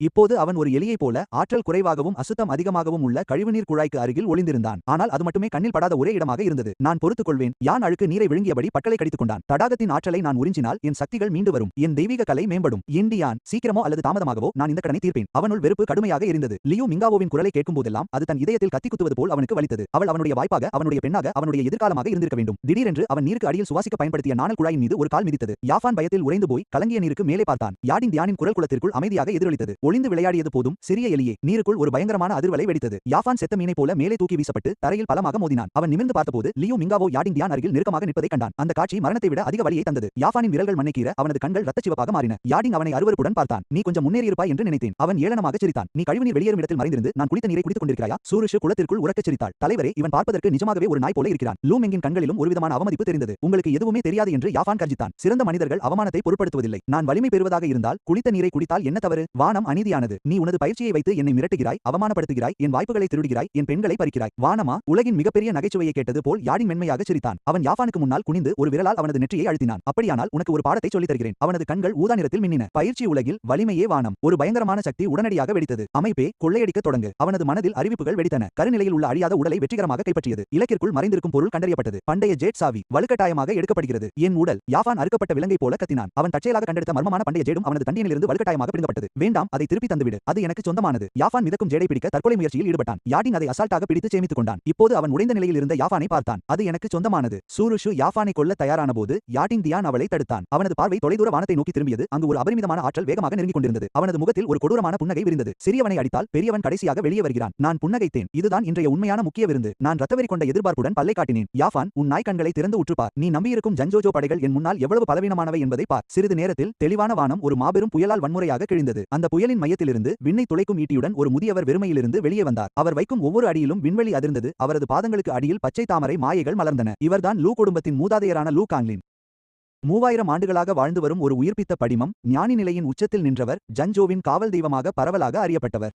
அவரது கூர்மையான கண்கள் உடனடியாக என் மீதும் பின் வெட்கத்துடன் பார்வையை திருப்பிய மங்காவோ மீதும் நிலைத்தன. அவரது அமைதியான கண்களில் ஒரு பேரழிவுகரமான கோபம் கனன்று எழுந்தது. என் லூ குடும்பத்தின் புனித பெண்ணை அடிமையாக்கி எங்கள் பாரம்பரியத்தை அழிக்க துணிந்தாயா? இன்று இந்த முதியவன் உன் எலும்புகளை பொடியாக்கி சாம்பலை தூவுவேன். இரட்டை மேற்கோள் குறி. அவர் பேசியது முடிவதற்குள் அவர் கையில் இருந்த ஈட்டி கீழே இறங்கியது. வானை கிழிக்கும் ஆற்றல் கொண்ட ஒரு பிரகாசமான பச்சை ஒளி என் தலையை நோக்கி நேரடியாக வெட்டியது. இந்த ஒரு தாக்குதல் 10 லட்சம் மக்கள் வாழும் ஒரு நகரத்தையே வரைபடத்திலிருந்து அழிக்கக்கூடிய அழிவு சக்தியை கொண்டிருந்தது. அமைப்பிற்கு வெளியே ஆயிரக்கணக்கான பயிற்றுவிப்பாளர்கள் முழங்காலிட்டு விழுந்தனர். அந்த ஒளியை பார்க்க கூட அவர்களுக்கு துணிச்சல் இல்லை. ஆனால் நான் நின்ற இடத்திலேயே அசையாமல் நின்றேன். என் நிலையை மாற்றிக்கொள்ள கூட மெனக்கெடவில்லை. உன்னிடம் அவ்வளவுதானா? நான் மென்மையாக சிரித்துக்கொண்டு உலகையை அழிக்கும் அந்த ஒளியை சந்திக்க என் வலது கையை மெதுவாக உயர்த்தினேன். அனைவருடைய அச்சம் மற்றும் அவநம்பிக்கையான கண்களுக்கு முன்னால் ஈட்டியின் ஒளியை என் வெறும் கையால் பிடித்து நசுக்கினேன். எந்த அதிர்வலையும் வெளியேறாதபடி முழுமையாக அதை செயலிழக்கச் செய்தேன். சாத்தியமில்லை. லூ காங்லினின் கண்கள் ஊசிமுனை அளவு சுருங்கியது. உனக்கு இன்னும் 20 வயதுதான் ஆகிறது. என் முழு ஆற்றலையும் கொண்ட தாக்குதலை நீ எப்படி வெறும் கையால் தடுக்க முடியும்? உன் சாகுபடி நிலைதான் என்ன? நான் என் கைகளை கட்டிக்கொண்டு நின்றேன். என்ன நிலை என்று கேட்கிறாயா? நான் யோசித்தபடி என் உடலிலிருந்து அடர் சிவப்பு ரத்த நிற ஒளி ஒரு தூணாக வெடித்து அவரது அழுத்தத்தை உடனடியாக விழுங்கியது. நீ தெரிந்து கொள்ள வேண்டியது ஒன்றுதான். இன்று நான் ஒரு இயற்கை சீற்றம், உடலையும் மனதையும் உடைப்பவன். ஒரே அடியில் நான் அவருக்கு முன்னால் திடீரென தோன்றி அவர் எதிர்வினையாற்றுவதற்குள் என் விரலால் அவர் நெற்றியை அழுத்தினேன். உன் பொன்னான புனித பெண்ணுக்காக நீ வாதாட வரவில்லையா? அப்படியானால் உன் அருமை புனித பெண் இப்போது எப்படி இருக்கிறாள் என்பதை நான் உனக்கு காட்டுகிறேன். நான் அவரது மனதிற்குள் ஆன்மீக ஆற்றலை வலுக்கட்டாயமாக செலுத்தினேன். லூ கான்லினின் தலையில் காட்சிகள் மின்னலாக வந்து சென்றன. பள்ளத்தாக்கில் மிங்கா மீது அடிமை முத்திரை குத்தப்படுவதும் பசுமை தடாகத்தில் அவன் பணிந்து எனக்கு ஊழியம் செய்வதும். இல்லை, வேண்டாம். லூ டெங்லினின் கண்கள் பிதுங்க அவர் வாயிலிருந்து ஒரு பெரிய இரத்த குழம்பு பீரிட்டது. அந்த நொடியே அவரது தத்துவ இதயம் உடைந்து சிதறியது. மிருகமே, உன்னை கொன்று விடுவேன். அவர் முழுமையான பைத்தியமாகி தன்னுடன் என்னையும் அழித்துக் கொள்ள தன் ஆயுள் முழுவதையும் எரித்து தற்கொலை தாக்குதலை தொடங்கினார். மிகவும் இரைச்சலாக இருக்கிறது என்று எரிச்சலுடன் முணுமுணுத்தேன். ஆதிகாலத்து குழப்ப ஆலை ஒன்றின் நிழல் என் பின்னால் திடீரென தோன்றியது. தன் உயிரையை எரித்து அவர் தொடுத்த முழுப்பல தாக்குதல் குழப்ப ஆற்றலில் பட்டு கடலில் விழுந்த மண்ணை போல எந்த தடயமும் இன்றி மறைந்தது. இல்லை, இது ஆதிகாலத்து குழப்பத்தின் விதி. அவர் முகத்தில் இருந்த வெறி கணப்பொழுதில் சுத்தமான பயமாக மாறியது. தான் தென்பகுதியைச் சேர்ந்த ஒரு ஆணவக்கார இளைஞனை அல்ல, நரகத்திலிருந்து வந்த ஒரு அரக்கனை எதிர்த்திருக்கிறோம் என்பதை அவர் உணர்ந்தார். இப்போது புரிந்து கொண்டதில் எந்த பயனும் இல்லை என்று ஏளனமாக சிரித்தேன். என் கைகளை இறுக மூட்டினேன். குழப்பத்தின் சக்தி அவரை சுற்றி கடுமையாக சுருங்கியது. லியூ கான்லினும் அவரது வானை துளைக்கும் ஈட்டியும் நொடியில் ரத்தப்பிண்டமாக நசுங்கின. அவரது தெய்வீக ஆன்மாவால் கூட தப்பிக்க முடியவில்லை. 3000 ஆண்டுகால தவ வலிமை கொண்ட அந்த உயிர் வாழும் சாட்சி கண் இமைக்கும் நேரத்தில் அழிந்து போனது. வேறு யாருக்காவது ஆட்சேபனை உண்டா? அமைதியாக இருந்த கூட்டத்தை பார்த்து கேட்டேன். அந்த நித்திய பசுமை தடாகமே மரண அமைதியில் இருந்தது. சுவாசிக்கும் சத்தம் கூட இல்லாமல் போய்விட்டது. தரையில் சரிந்து முகம் வெளிரி போயிருந்த யாஃபனை பார்த்தேன். என் உதடுகளில் ஒரு கொடூரமான புன்னகை அரும்பியது. நீ நம்பியிருந்த பெரிய ஆதரவாளர் இவர்தானா? என் காலனிக்கு கூட அவர் தகுதியற்றவர். யாஃபனின் மன உறுதி முற்றிலுமாக உடைந்து போனது.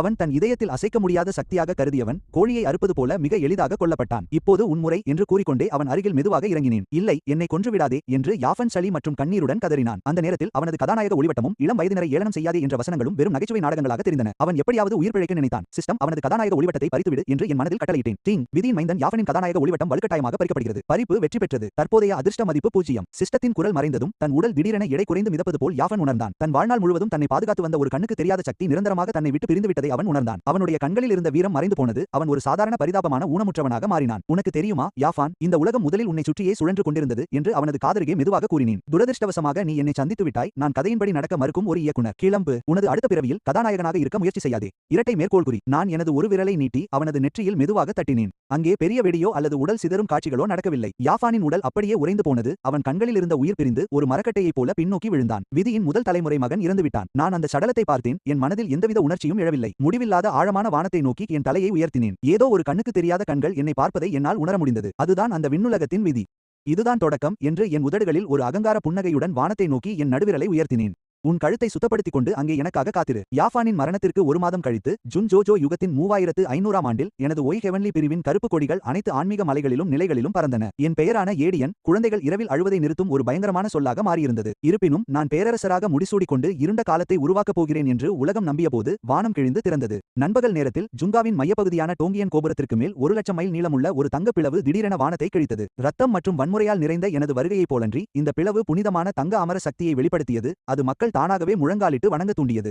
இசை எதிரொலிக்க 9 தூய வெள்ளை ஜேட் கிளின்களால் இழுக்கப்பட்ட ஒரு தங்கப்போர் ரதம் அந்த விண்ணுலக வாசலில் இருந்து மெதுவாக வெளியே வந்தது. நூற்றுக்கணக்கான வெள்ளி கவசம் அணிந்த வீரர்கள் ரதத்திற்கு பாதையை சுத்தம் செய்ய அணிவகுத்து வந்தனர். அதிர்ச்சியூட்டும் விதமாக அவர்கள் ஒவ்வொருவரும் 7ஆம் நிலை ஆன்ம வல்லுநர்களின் ஆற்றலை வெளிப்படுத்தினர். அந்த தங்க ரதத்தின் மீது ஒரு அழகான இளைஞன் அமர்ந்திருந்தான். அவன் மேகங்கள் பொறிக்கப்பட்ட ஆடை மற்றும் ஊதா நிற தங்க மகுடம் அணிந்திருந்தான். அவனது முகம் மனிதர்களுக்கு அப்பாற்பட்ட அழகை கொண்டிருந்தது. 9 தெய்வீக ஒளிவட்டங்கள் அவனை சுற்றி எப்போதும் சுழன்று கொண்டிருந்தன. அவன் கீழே உள்ள ஜுன்ஜோ நிலங்களை பார்த்தபோது அவன் பார்வை ஒரு பண்ணையாளர் தனது பன்றி கொட்டகையை ஆய்வு செய்வது போல் மிகவும் அமைதியாகவும் அலட்சியமாகவும் இருந்தது. இவர் தான் மேல் உலகத்தில் உள்ள அழியாத தைக்கு தெய்வீக மலையின் தெய்வீக மைந்தன் ஜீவுவோ. அப்படியானால் இதுதான் கீழ் உலகம். ஜீவுவோ மென்மையாக பேசினான். அவனது குரலில் ஆழமான பிறவி கர்வமே எதிரொலித்தது. ஆன்மீக ஆற்றல் அசுத்தமாகவும் விதிகள் சிதைந்தும் கிடக்கின்றன. அந்த ஒரு பொருளுக்காக மட்டும் வரவில்லை என்றால் இங்கே ஒரு நொடி இருப்பது கூட எனக்கு அருவருப்பை தரும். அவனுக்கு அருகில் பணிவுடன் மண்டியிட்டுக் கொண்டிருந்தான் சுமார் 18 அல்லது 19 வயது மதிக்கத்தக்க ஒரு இளைஞன். அவனுக்கு வாள் போன்ற புருவங்களும் பிரகாசமான கண்களும் இருந்தன. அவன் மண்டியிட்டிருந்தாலும் முதுகு நேராக இருந்தது. குறிப்பிடத்தக்க வகையில் அவனது உடைகளுக்கு அடியில் நெஞ்சில் புலிவடிவ அடையாளங்கள் ஒளிர்கின்றன. ஒவ்வொரு துடிப்பின் போதும் சுற்றியுள்ள ஆன்மீக ஆற்றல் கடல் அலை போல அதிர்ந்தது.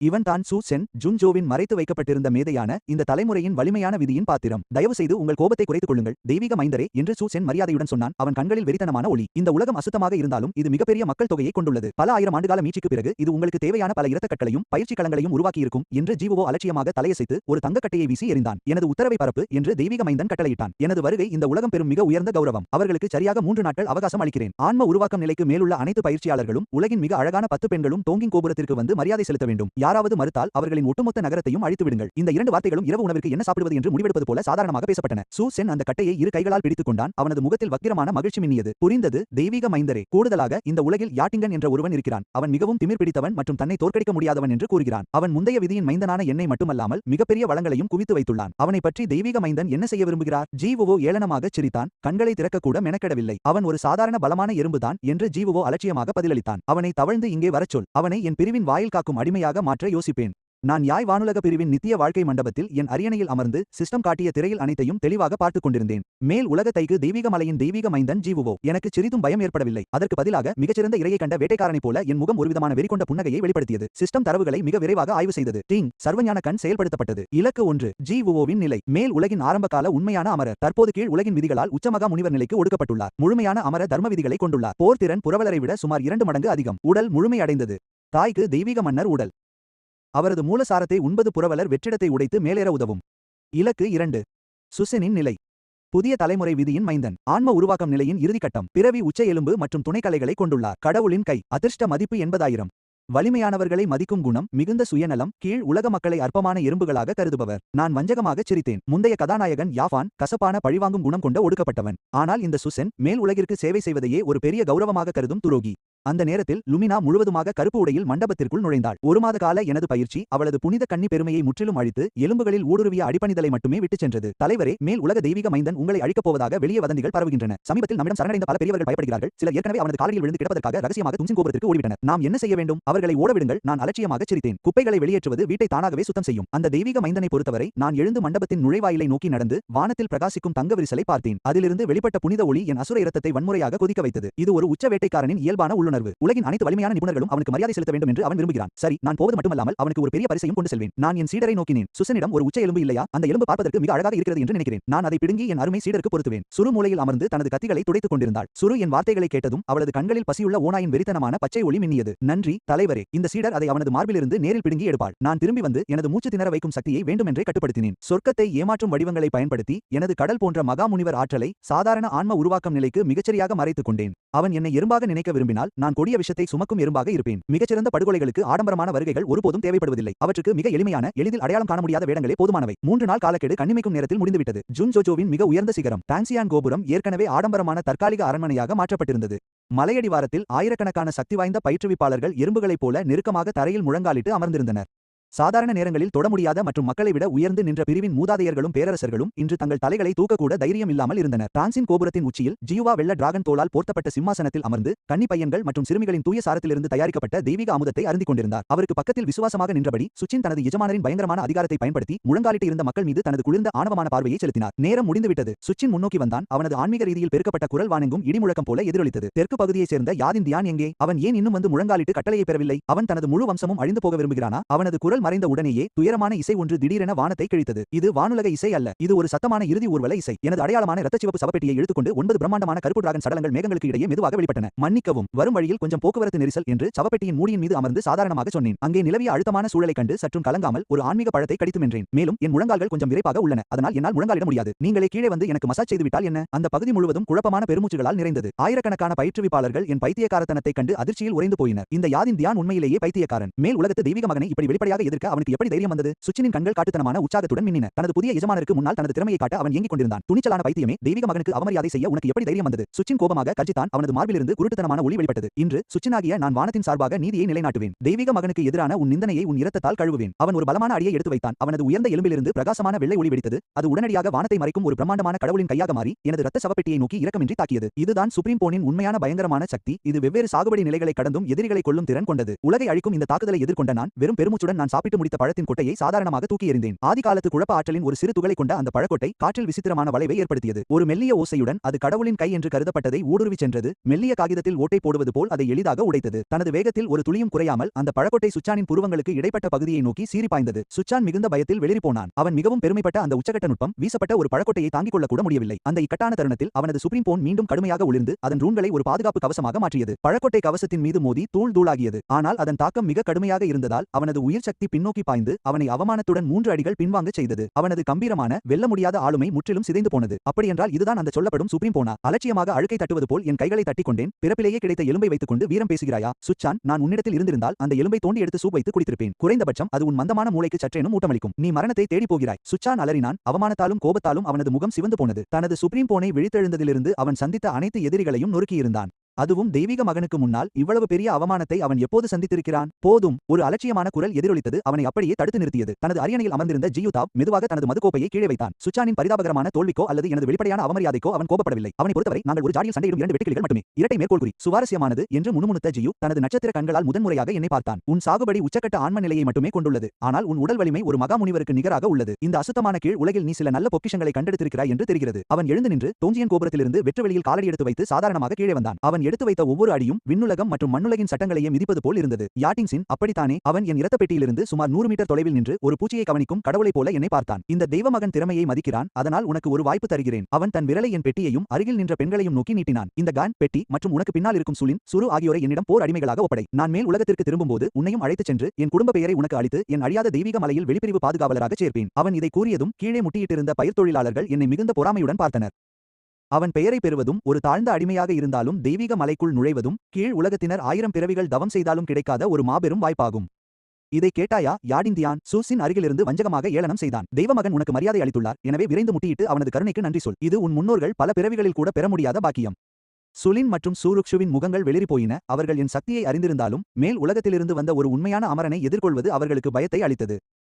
நான் அமைதியாக தலைகுனிந்து நின்றேன். என் தோள்கள் லேசாக அதிரத் தொடங்கின. சிரிப்பை அடக்க முயற்சிப்பது போல. எதை எண்ணிச் சிரிக்கிறாய்? ஜீவுவா முகம் சுளித்தான். அவனது முகத்தில் அதிருப்தி தெரிந்தது. நான் மெதுவாக தலை நிமிர்ந்தேன். என் கருமையான கண்கள் இப்போது பயங்கரமான ஊதா நிற தங்கமாக மாறியிருந்தன. என் கண்களின் ஆழத்தில் முடிவில்லாத தரவுகள் அதிவேகமாக புதுப்பிக்கப்பட்டன. டீங் குழப்ப பகுப்பாய்வு முடிந்தது. கைக்கு தெய்வீக மன்னர் உடல் 100 விழுக்காடு பகுப்பாய்வு செய்யப்பட்டது. மேல் உலக விண்வெளி விதிகள் 100 விழுக்காடு பகுப்பாய்வு செய்யப்பட்டன. பலவீனம் கண்டறியப்பட்டது. ஜீவுவா ஒரு குளோனாக வந்திருக்கிறான். அவனது முக்கிய ஆதாரம் அவனது புருவங்களுக்கு இடைப்பட்ட தெய்வீக சுடரில் உள்ளது. மேல் உலகத்துடனான அவன் தொடர்பை துண்டிப்பது அவனது போர் ஆற்றலை 30 விழுக்காடு நிரந்தரமாக குறைக்கும். நீ ஏதோ ஒன்றை முற்றிலும் தவறாக புரிந்து கொண்டாய் என்பதால் நான் சிரிக்கிறேன்.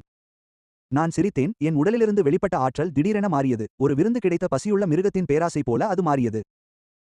பிச்சையா? நீ எனக்கு பிச்சை போடும் அளவுக்கு தகுதியானவன் என்று நினைக்கிறாயா? நான் இரத்த பெட்டியிலிருந்து முழுமையாக வெளியே ஒரு கனமான அடியை எடுத்து வைத்தேன். நான் ஈயான் எதை பெற விரும்பினாலும் அது பிறரிடம் பிச்சை எடுக்க வேண்டிய அவசியமில்லை. அது உன் தெய்வீக மகன் அடையாளமாக இருந்தாலும், உன் கைக்கு தெய்வீக மன்னர் உடலாக இருந்தாலும், அல்லது உன் தோள்களில் இருக்கும் தலையாக இருந்தாலும் நான் அதை நானே எடுத்துக்கொள்வேன். மரண பயத்தில் சுச்சென் உதட்டை நக்குவதை பார்த்த நான், அவன் அந்த ஒளிரும் எலும்பை தரும் வரை காத்திருப்பதை விட அதை பறிப்பதே சிறந்தது என்று நினைத்து ஏளனமாகச் சிரித்தேன்.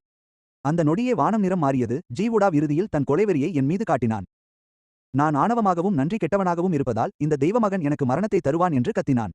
10,000 அடி உயரமுள்ள ஒரு தெய்வீக மன்னனின் உருவம் பூமியிலிருந்து சீறி எழுந்து வானத்தையே அடக்கியது. அந்த உருவம் கண்களை திறந்த அந்த கணமே அதன் கடுமையான அழுத்தத்தால் சுற்றியிருந்த கீழ்மட்ட பயிற்சியாளர்கள் உடல் சிதறி ரத்த புகையாய் மாறினர். அவனுக்கு அருகில் சுச்சின் ஒரு பைத்தியக்கார நாயை போல குறைத்தான். நான் முடிந்து போனவன் என்றும் இந்த தெய்வமகனுக்கு முன்னால் நான் ஒன்றுமே இல்லை என்றும் கத்தினான். ஆனால் அவன் வார்த்தைகள் அவன் தொண்டையிலேயே சிக்கின. ஏனெனில் நான் அந்த நொடி நகரத் தொடங்கினேன். நான் எந்த பகட்டான உருவங்களையும் அழைக்கவில்லை அல்லது உலகமே அதிரும் தெய்வீக கலைகளை பயன்படுத்தவில்லை. கணினி முன்பே தயார் செய்திருந்த சொர்க்கத்தை மூடும் அமைப்பை செயல்படுத்த ஒரு சைகையை மட்டுமே செய்தேன். கண்ணுக்கு தெரியாத அந்த சிறை கீழே விழுந்து இந்த இடத்தை முழுமையாக தனிமைப்படுத்தி மேல் உலகத்துடனான தொடர்பை உடனடியாக துண்டித்தது. பொன் நிறத்தில் இருந்த வானம் மை போல கருப்பாக மாறியது. மேலும் ஒரு பிரம்மாண்டமான இருண்ட தடுப்பு டோங்கியன் கோபுரம் முழுவதையும் மூடியது. ஜீவுவாவின் கடல் போன்ற தெய்வீக சக்தி உடனடியாக துண்டிக்கப்பட்டது. இதனால் அவனது பிரம்மாண்டமான தெய்வீக மன்னன் உருவம் மங்கலாகி அங்கேயே மறையத் தொடங்கியது. அவன் பயந்து போனான். அவன் முகம் அச்சத்தால் நிறைந்தது. இவ்வளவு சக்தி வாய்ந்த அமைப்பை நான் எப்படி பெற்றிருக்க முடியும் என்று அலறினான். மேல் உலகில் உள்ள தன் முதன்மை உடலுடனான தொடர்பு துண்டிக்கப்பட்டதை உணர்ந்து இப்போது உணர்ந்ததில் பயனில்லை என்று நான் ஏளனமாக சிரித்தேன். மின்னல் வேகத்தில் மறைந்து அடுத்த நொடியே அவன் உருவத்திற்கு மேலே தோன்றினேன். எந்த ஆடம்பர தந்திரங்களும் இன்றி என் முழுமையான உடல் வலிமையை மட்டும் நம்பி என் காலால் பலமாக மிதித்தேன். வெல்ல முடியாததாக கருதப்பட்ட அந்த தெய்வீக மன்னன் உருவம் கண்ணாடி போல உடைந்தது. ஜீவுவாவின் வாயிலிருந்து பொன்னிற தெய்வீக ரத்தம் பீரிட்டது. அவன் அருந்த பட்டம் போல பறந்து சென்று பிளாசாவில் பலமாக மோதினான். தூசி அடங்கியதும் என் ஊதா நிற பூட்ஸ் அவன் நெஞ்சின் மீது அழுத்தமாக ஊன்றியிருந்தது. அந்த தெய்வமகனின் ஆணவமான முகத்தை இரக்கமின்றி நசுக்கினேன். அந்த இடமே சுடுகாடு போல அமைதியானது. மேல் உலகத்து அமரர் ஒருவர் செத்த நாய் போல மிதிக்கப்படுவதைக் கண்டு அனைவரும் நம்ப முடியாமல் அதிர்ச்சியில் உறைந்தனர். இருந்தாலும் அவன் இன்னும் திமிராக பேசினான். நான் அவனை அவமானப்படுத்த முடியாது என்றும் அவன் கைக்கு தெய்வீக மலையைச் சேர்ந்தவன் என்றும் கத்தினான். வாய்மூடு என்று நான் ஆணையிட்டேன். என் காலால் பலமாக அழுத்தி அவனது தாடை எலும்பை நொறுக்கினேன். அதனால் அவன் மிரட்டல்களை முழுமையாக சொல்ல முடியாமல் வெறும் முனகல்களை மட்டுமே எழுப்பினான். பிறகு பரிதாபகரமாக சரிந்து கிடந்த சுச்சென் மீது என் பார்வையை திருப்பினேன். மேலும் என் கீழ்ப்படிதலுள்ள சீடரை நோக்கி கையசைத்தேன். இங்கே வா ருக்ஸ், இந்த எலும்பு இனி உன்னுடையது. ரத்தம் சொட்டும் கத்தியை பிடித்துக்கொண்டு உற்சாகத்தில் நடுங்கியபடி அவள் சுச்சென்னை நோக்கி அடிமேல் அடி வைத்து நடந்தாள். அவளது முகம் ஒரு வித வக்கிரமான பைத்தியக்காரத்தனத்தில் இருந்தது. தன் குருவின் வார்த்தையே சொர்க்கத்தின் கட்டளை என்று கூறி அந்த மகாமேதையின் எலும்பை தனக்கு தருமாறு எள்ளி நகையாடினாள். அடுத்த நொடி சுச்சென்னின் இதயம் பிளக்கும் அலறல் சத்தம் டோங்கின் கோபுரம் முழுவதும் எதிரொலித்தது. சதையிலிருந்து எலும்பு பிரியும் அந்த சத்தம் பழைய காலத்தின் நாயகனின் இறுதி ஊர்வலத்தைப் போல இருந்தது. உயரத்தில் நின்று கர்வம் பிடித்த ஒரு கடவுளை மிதித்துக்கொண்டு சுச்சென்னின் வேதனையை கேட்டு நடுங்கும் கூட்டத்தை பார்த்தபடி நான் மெதுவாக என் கைகளை விரித்து இனிய இரத்த வாசனையை சுவாசித்தேன். இன்று முதல் நானே புதிய வானம் என்று அறிவித்தேன். நான் உறுப்புகளை நசுக்கி செயலிழக்கச் செய்த ஜியாவோவை மீண்டும் பார்த்தேன். சிறகுகள் பிடுங்கப்பட்ட சேவலை போல இடிபாடுகளில் அவன் கிடந்தான். அவனது உடலின் துவாரங்களிலிருந்து பொன்னிற ரத்தம் கொட்டியது. ஆனாலும் அவன் என்னை மிரட்ட முயன்றான். தன் தாத்தா ஒரு உச்சகட்ட மூத்தவர் என்றும் தன் உயிர் விளக்கு அணைந்தால் மேல் உலகம் இதையறிந்து இந்த முழு உலகத்தையும் தன்னுடன் சேர்த்து புதைத்துவிடும் என்றும் உளறினான். உன்னுடன் சேர்த்து புதைக்கப்படுவதா? நான் சத்தமாகச் சிரித்துக்கொண்டு அவனுக்கு முன்னால் குனிந்து என் சீடரிடமிருந்து வாங்கிய இரத்த கத்தியை சுழற்றியபடி சூழ்நிலையை அவன் இன்னும் புரிந்து கொள்ளவில்லை என்று சொன்னேன். அவனது பொன்னிற இரத்தத்தில் என் விரலை நனைத்து சுவைத்தேன். அதன் தூய ஆற்றல் என் நாவில் உருக்கிய போது பரவசத்துடன் கண்களை மூடிக்கொண்டேன். இதை கண்ட சுச்சன் நான் ஒரு பிசாசு என்று திக்குவாய் பட்டுப்போய் தன் புத்தி பேதலிக்கும் அளவிற்கு அஞ்சினான். தான் இகழ்ந்து பார்த்த இந்த கீழ் உலகத்து மனிதன் ஒரு சாதாரண வீரனல்ல, மனித தோலை போர்த்திய ஒரு ஆதிகாலத்து மிருகம் என்பதை உணர்ந்த ஜீவுவாவின் கண்கள் நிலைதடுமாறின. மேலும் பேச சோம்பேறித்தனப்பட்டு எனக்கு பின்னால் 10,000 அடி உயரமுள்ள குழப்பமான அசுர கடவுளை வரவழைத்தேன். அது பயங்கரமான ஈர்ப்பு விசையை உமிழ நான் விண்ணை விழுங்கும் மந்திரத்தை உச்சரித்தேன். அந்த குழப்பமான கடவுள் கீழே குனிந்து ஜியாவோவை பிடித்தது. அவன் தப்பிக்க முடியாமல் போராடினான். தன் கடைசி உயிர் சக்தியை பயன்படுத்தி தற்காத்துக் கொள்ள முயன்றான். வேண்டாம், என்னை விட்டுவிடு, அவன் அலறினான். ஆனால் முழுமையான அதிகாரத்தின் முன்னால் அவரது போராட்டம் தேரை எதிர்க்கும் பிராணி போல இருந்தது. நான் ஒரு கோழி குஞ்சை போல அவரை அசுர கடவுளின் மாபெரும் இரத்தக்கரை படிந்த வாய்க்குள் தூக்கி எறிந்தேன். அவரது எலும்புகள் நொறுங்கும் சத்தம் அரை நொடி மட்டுமே நீடித்தது. பின் திடீரென நின்றது. அதைத் தொடர்ந்து அந்த அமைதியில் மண்டையை பிளக்கும் மெல்லும் சத்தம் எதிரொலித்தது. உணவு முடிந்ததும் எனது ஆற்றல் பைத்தியக்காரத்தனமாக உயரத் தொடங்கியது. பெரும் முனிவர் நிலையத்தின் தடையை ஈரமான காகிதத்தை துளைப்பது போல எளிதாக உடைத்து என்னை குவாசி பேரரசர் நிலையின் முதல் சொர்க்கத்திற்கு நேரடியாக தள்ளியது. பின் 3வது 6வது என குவாசி பேரரசர் நிலையின் உச்சி வரை உயர்ந்தது. தங்க தெய்வீக ரத்தம் வெறித்தனமாக கருப்பு நிற குழப்பமான அசுர சக்தியாக மாற்றப்பட்டு எனது உடல் பருப்பொருளை நேரடியாக புனிதமான உடல்நிலைக்கு உயர்த்தியது. உண்மையான அழியாத நகலை விழுங்கியதற்காக, 3 முழுமையான அழியாத டா துண்டுகளை பெற்றதற்காக, 50,000 அதிர்ஷ்ட புள்ளிகளை பெற்றதற்காகவும், புனிதமான உடலுடன் உச்ச குவாசி பேரரசர் நிலையை அடைந்ததற்காகவும் கணினி அறிவிப்புகள் தொடர்ந்து ஒலித்தன. எனது பார்வை சூசென் சுருண்டு கிடந்த மூளையை நோக்கி திரும்பியது. அவர் பயத்தில் ஏற்கனவே தன்னையே நனைத்துக் கொண்டிருந்தார். காற்றில் நடுங்கும் இலையைப் போல நடுங்கிக் கொண்டு தன் மார்பை இறுக்கமாக பற்றிக் கொண்டிருந்தார். அவருக்குள் இருந்த உச்ச எலும்பு பயத்தில் வெறித்தனமாக துடித்து வசீகரமான ஒளியை வெளிப்படுத்தியது. என்ன ஆச்சு பெரிய மேதை சூ? உன்னையே நனைக்கும் அளவுக்கு பயந்து விட்டாயா? நான் அவரை நோக்கி ஒவ்வொரு அடியாய் நடந்தேன். நான் நெருங்க நெருங்க என் காலடியில் இருந்த கல் பலகைகள் தானாகவே தூளாக மாறின. அருகே வராதே. அவர் அங்கேயே மனமுடைந்தார். பற்கள் கிடுகிடுக்க, கண்ணீரும் சளியும் முகத்தில் வழிய, என்னை தாத்தா என்று அழைத்து வணங்கி மன்னிப்பு கேட்டு உமது விசுவாசமான நாயாக இருக்கிறேன் என்று கெஞ்சினார். தனது உச்ச எலும்பு பயனுள்ளது என்றும் ஜன்ஜோவை நிர்வகிக்கவும் அழகான பெண்களை சேர்க்கவும் உதவ முடியும் என்றும் அவர் பதற்றத்துடன் உளறினார். ஒரு நாயா? நான் குனிந்து அவரது துடிக்கும் மார்பின் மீது என் விரல் நுனியால் மெதுவாக தடவிய போது என் கண்களில் கொடூரமான கேளிக்கை மின்னியது. சிறிது நேரத்திற்கு முன்பு ஜிவாவும் என்னை நாயாக ஆக்க விரும்பினான். அவன் இப்போது எங்கே இருக்கிறான் என்று உனக்கு தெரியுமா? நான் என் வயிற்றை காட்டி மெல்லிய குரலில் சிரித்தேன். அவன் உள்ளே இருக்கிறான். ஏற்கனவே ஒரு குப்பை மேடாக மாறிவிட்டான். அப்புறம் நீ? நான் அவரது சிதைந்த ஆன்மாவை பார்த்தேன். என் குரல் எலும்பை உறைய வைக்கும் அளவுக்கு குளிர்ந்திருந்தது. உனக்கு குப்பையாக மாறுவதற்கான தகுதி கூட இல்லை. நீ வெறும் உதிரி பாகம் தான். என் குரல் அடங்குவதற்கு முன்பே வானத்தில் இருந்த கருப்பு அணி தீவிரமாக நடுங்கியது. நான் மூடியிருந்த வானம் மீண்டும் பிளந்தது. ஆனால் இம்முறை அது தங்க நிற பிளவு அல்ல, அது இரத்தச்சிவப்பு பாதாளம். ஜி பூடா உண்மையாகவே விழுந்துவிட்டான். அவனது ஆன்ம விளக்கு அணைந்து விட்டது. தைக்கு தெய்வீக மலைக்கு இது மிகப்பெரிய அவமானம். இது மேகங்களில் ரத்த டிராகன்களைப் போல உருளும் முடிவில்லாத சிவப்பு மின்னலை வரவழைத்தது. கீழே இருந்த பயிர் தொழிலாளர்கள் அச்சத்தில் உறைந்து தேவதண்டனை வந்துவிட்டது என்று தங்கள் குரல் தொண்டையிலிருந்து அலறினார்கள். இரட்டை மேற்கோள் குறி. இது வேகமாக வந்துவிட்டது என்று கூறி துளி கூட பயமின்றி வானம் முழுதும் பரவியிருந்த ரத்த மின்னலை பார்த்தேன். என்னுள் ஒரு வெறித்தனமான போர் உணர்ச்சி எழுந்தது. ஜியுதாவோவை உண்ட பிறகு நான் சற்று நிறைவாகவும் மந்தமாகவும் உணர்ந்தேன். எனவே இந்த தெய்வீக சோதனையை உடற்பயிற்சிக்கும் செரிமானத்திற்கும் பயன்படுத்திக் கொள்ளலாம் என்று நினைத்தேன். சுச்சென்னை கழுத்தை பிடித்து அறுக்க காத்திருக்கும் ஆட்டுக்குட்டியை போல தூக்கிக் கொண்டு நேரடியாக வானத்தை நோக்கி அந்த கொந்தளிக்கும் சோதனை மேகங்களுக்குள் பாய்ந்தேன். இரட்டை மேற்கோள் குறி. மேல் உலகம் கதவை திறக்க வற்புறுத்துவதால் இந்த சோதனையை வைத்தே நான் ஒரு வெல்ல முடியாத எலும்பை உருவாக்குவேன் என்று 10,000 அடி உயரத்தில் மின்னல் கடலின் மையத்திற்குள் நுழைந்தபோது பிரகடனப்படுத்தினேன். அங்கு ரத்த மின்னல் அருவி போல பாய்ந்து என் உடலை தாக்கியது. என் ஆடைகள் நொடியில் சாம்பலாகி இரும்பு போன்ற என் உடற்கட்டை வெளிப்படுத்தின. ஆனால் ஒரு மகாமுனியையே கொல்லும் வல்லமை கொண்ட அந்த ரத்த மின்னல் என் தோளில் பட்டதும் வெறும் தீப்பொறியாகவே மறைந்தது. எவ்வித சேதத்தையும் ஏற்படுத்த முடியவில்லை. தெய்வீக மன்னன் உடலை உண்ட பிறகு இன்னும் பசியுடன் இருந்த என் குழப்பமான உச்ச உடல் அந்த அழிவு சக்தியை பேராசையுடன் உறிஞ்சி என் தசைகளையும் எலும்புகளையும் பலப்படுத்தியது. ஆனால் என் பிடியில் தொங்கிக் கொண்டிருந்த சுச்சனுக்கு அந்த அதிர்ஷ்டம் இல்லை. நான் 99 விழுக்காடு தாக்குதலை தடுத்திருந்தாலும் சிதறிய மின்சாரம் அவன் தோலை பிளந்து அவனை கதற வைத்தது. என்னை அவனை கொன்றுவிடுமாறு கெஞ்சியது. உன்னை கொல்லவா? அது மிகப்பெரிய வீணான செயல் என்று நான் சிரித்தேன். இந்த மின்னல் சோதனை எவ்வளவு அழகாக இருக்கிறது என்று பார். இப்படிப்பட்ட வானவேடிக்கைகளுக்கு நடுவில் அறுவை சிகிச்சை செய்வது ஒரு சிறந்த சடங்கு அல்லவா? தயங்காமல் என் வலது கையை கருப்பு குழப்ப சக்தியால் மூடி நகமாக மாற்றி அவன் நெஞ்சிற்குள் ஆழமாக பாய்ச்சி அந்த பளபளக்கும் வெண்மையான உச்ச எலும்பை பற்றினேன். அந்த எலும்புக்கு சற்று குணம் இருந்தது. ஆபத்தை உணர்ந்து தீவிரமாக அதிர்ந்து என்னை வெளியே தள்ள பயங்கரமான எதிர்ப்பு சக்தியை வெளியிட்டது. உச்ச எலும்புக்குரிய தகுதிதான் என்னை ஒரு பிடிவாதம். ஆனால் என் முன்னால் டிராகன்களும் சுருண்டாக வேண்டும், புலிகளும் பணிய வேண்டும். என் தாண்டியன் குழப்ப கடல் வெடிக்க என் கை வழியாக பாய்ந்து சுச்சென்னின் அனைத்து அடையாளங்களையும் விருப்பங்களையும் அந்த பொருளிலிருந்து வலுக்கட்டாயமாக அழித்தேன். முதுகெலும்பு முறியும் சத்தத்துடன் அந்த உச்ச எலும்பை அதன் நரம்புகளுடன் அவன் உடலிலிருந்து வன்முறையாக பிடுங்கி எடுத்தேன். சுசின் முதுகெலும்பில்லாத பாம்பை போல உடனடியாக தளர்ந்து போனான். அவனது ஆன்மாவின் இறுதிநிலை சாகுபடி சரிந்ததால் கனப்பொழுதில் அவன் சக்தியற்ற மனிதனாக மாறினான். அவனது கண்களில் இருந்த ஒளி முற்றிலும் மறைந்தது. ஜன்ஜோவின் முன்னாள் மேதையான அவன், உயர் உலகத்தின் விசுவாசமான நாய், இப்போது முற்றிலும் அழிந்து போனான். நான் அவனை குப்பையைப் போல மின்னல் நிறைந்த ஆழமற்ற கடலில் தூக்கி எறிந்தேன். அவனுக்கு ஒரு இறுதி அறிவுரையை வழங்கினேன். உனது அடுத்த பிறவியில் ஒரு சாதாரண மனிதனாக பிறந்துவிடு. ஒரு கதாநாயகனாக இருப்பது உன்னால் புரிந்து கொள்ள முடியாத ஆழமான விஷயம். உடனடியாக மின்னல் வழியாக கீழே இருந்த சூருக்குவிடம் ஒரு மனத்தொடர்பு செய்தியை அனுப்பினேன். என் அன்புக்குரிய சீடனே, இந்த எலும்பை பற்றி நான் என் முடிவை மாற்றிக்கொண்டேன். இப்போது என் சக்தி மிக அதிகமாக உள்ளது. உன்னால் அதை தாங்க முடியாது. அதனால் அதை உனக்காக நான் முதலில் இணைத்துக் கொள்கிறேன். புயலை பார்த்து அவள் சற்று நடுங்கினாள். நான் வெட்கமே இல்லாமல் புன்னகைத்தேன். சீடனுக்கு உயர்ந்த சக்திகளை கொடுப்பதாக பேசியது ஒரு ஏமாற்று வேலை. ஏனென்றால் நான் அதை எனக்காகவே வைத்துக் கொள்ளப் போகிறேன் என்பது தெளிவாக இருந்தது.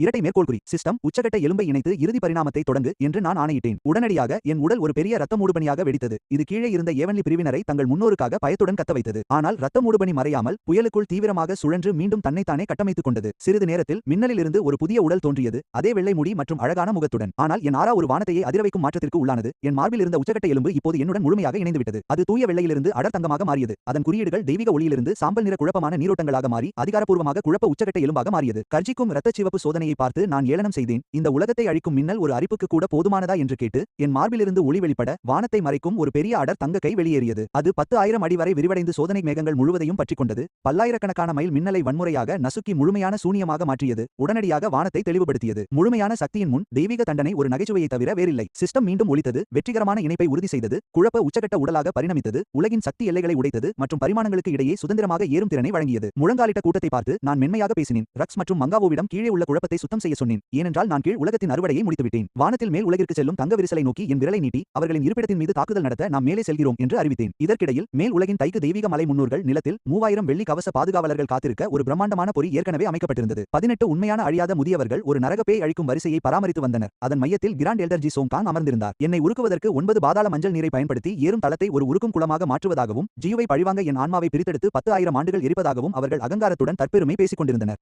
ஆனால் அவர்களின் விகாரமான கற்பனைகளின் நடுவே ஏறும் பாதை வன்முறையாக நடுங்கியது. அதன் இடஞ்சார்ந்த சுழல் காட்டுத்தனமாக விரிவடைந்தது. ஜி சோங் காங் அந்த அரிக்கும் மஞ்சள் நீரை நீர்வீழ்ச்சியைப் போல கீழே ஊற்ற உத்தரவிட்டார். இருப்பினும் அவர்கள் எதிர்பார்த்த அந்த வேதனையான அலறல் சத்தம் வரவில்லை. அதற்கு பதிலாக ஏதோ ஒருவர் மகிழ்ச்சியுடன் நூடுல்ஸ் சாப்பிடுவது போன்ற ஒரு புத்துணர்ச்சியான உறிஞ்சும் சத்தம் அந்த பாதையின் ஆழத்திலிருந்து எதிரொலித்தது. எனது திமிரான குரல் விரிசலை ஊடுருவி அந்த இடம் முழுவதும் எதிரொலித்தது. ருசி கொஞ்சம் சப்பையாக இருக்கிறது. அடுத்த முறை கொஞ்சம் சர்க்கரை சேர்க்க மறக்காதீர்கள். அந்த அழியாதவர்கள் மின்னல் தாக்கியது போல உறைந்து போயினர். ஏனெனில் அந்த நீரின் ஒரு துளிப்பட்டாலே ஒரு உண்மையான அழியாதவர் கூட தோலை உரிப்பார் என்பது அவர்களுக்கு தெரியும். ஆனால் அவர்கள் செயல்படுவதற்கு முன்பே வெற்றிடத்திலிருந்து ஒரு பிரம்மாண்டமான கை நீண்டு அனைத்து வரிசைகளையும் தடைகளையும் புறக்கணித்து மேல் உலகின் வலிமையான இடஞ்சார்ந்த தடையை ஒரு மலிவான துணியைப் போல கிழித்தது. எனது கருப்பு மற்றும் தங்க நிற அரசு உடைகளை அணிந்து நான் அந்த விரிசலிலிருந்து கம்பீரமான நடையுடன் வெளியே வந்தேன். எனக்கு பின்னால் ருக்ஷு மற்றும் மாவோ நெருக்கமாக பின்தொடர்ந்தனர். அடர்த்தியாக நின்றிருந்த வீரர்களை பார்த்த நான் ஏளனமாக சிரித்தேன். இங்கு காற்றோட்டம் நன்றாக இருக்கிறது. ஆனால் ஈக்கள் தான் மிக அதிகமாக உள்ளன என்று கூறினேன். எனது பார்வை இறுதியாக ஜி சோங் காங் மீது நிலைத்தது. அவனது உச்சகட்ட அழியாத பயிற்சியை அலட்சியமாக மதிப்பிட்ட நான் அவன் என் பல் குத்த கூட உதவமாட்டான் என்று குறிப்பிட்டேன். ஜி சோங் காங் கோபத்தின் உச்சியில் சிரித்தான். என்னை ஒரு கீழ் உலக எறும்பு என்று திட்டி அந்த 18 முதியவர்களையும் ஒரே நேரத்தில் தாக்குமாறு உத்தரவிட்டான். அவர்களின் வண்ணமயமான அழியாத ஆற்றல்கள் ஒரு அழிவின் ஆறாக ஒன்றிணைந்து நான் நின்றிருந்த இடத்தை உடனடியாக விழுங்கின. கீழ் உலகின் பாதியை ஆவியாக்கக்கூடிய அளவுக்கு சக்தி வாய்ந்த தாக்குதல் அது. ஆனால் ஒளி மங்கிய போது அனைவரும் தங்கள் கண்களை பிதுக்கிக் கொண்டு பார்த்தனர். ஏனென்றால் எந்த ஒரு தற்காப்பு கவசத்தையும் செயல்படுத்தாமலேயே நான் எந்த காயமும் இன்றி நின்று கொண்டிருந்தேன்.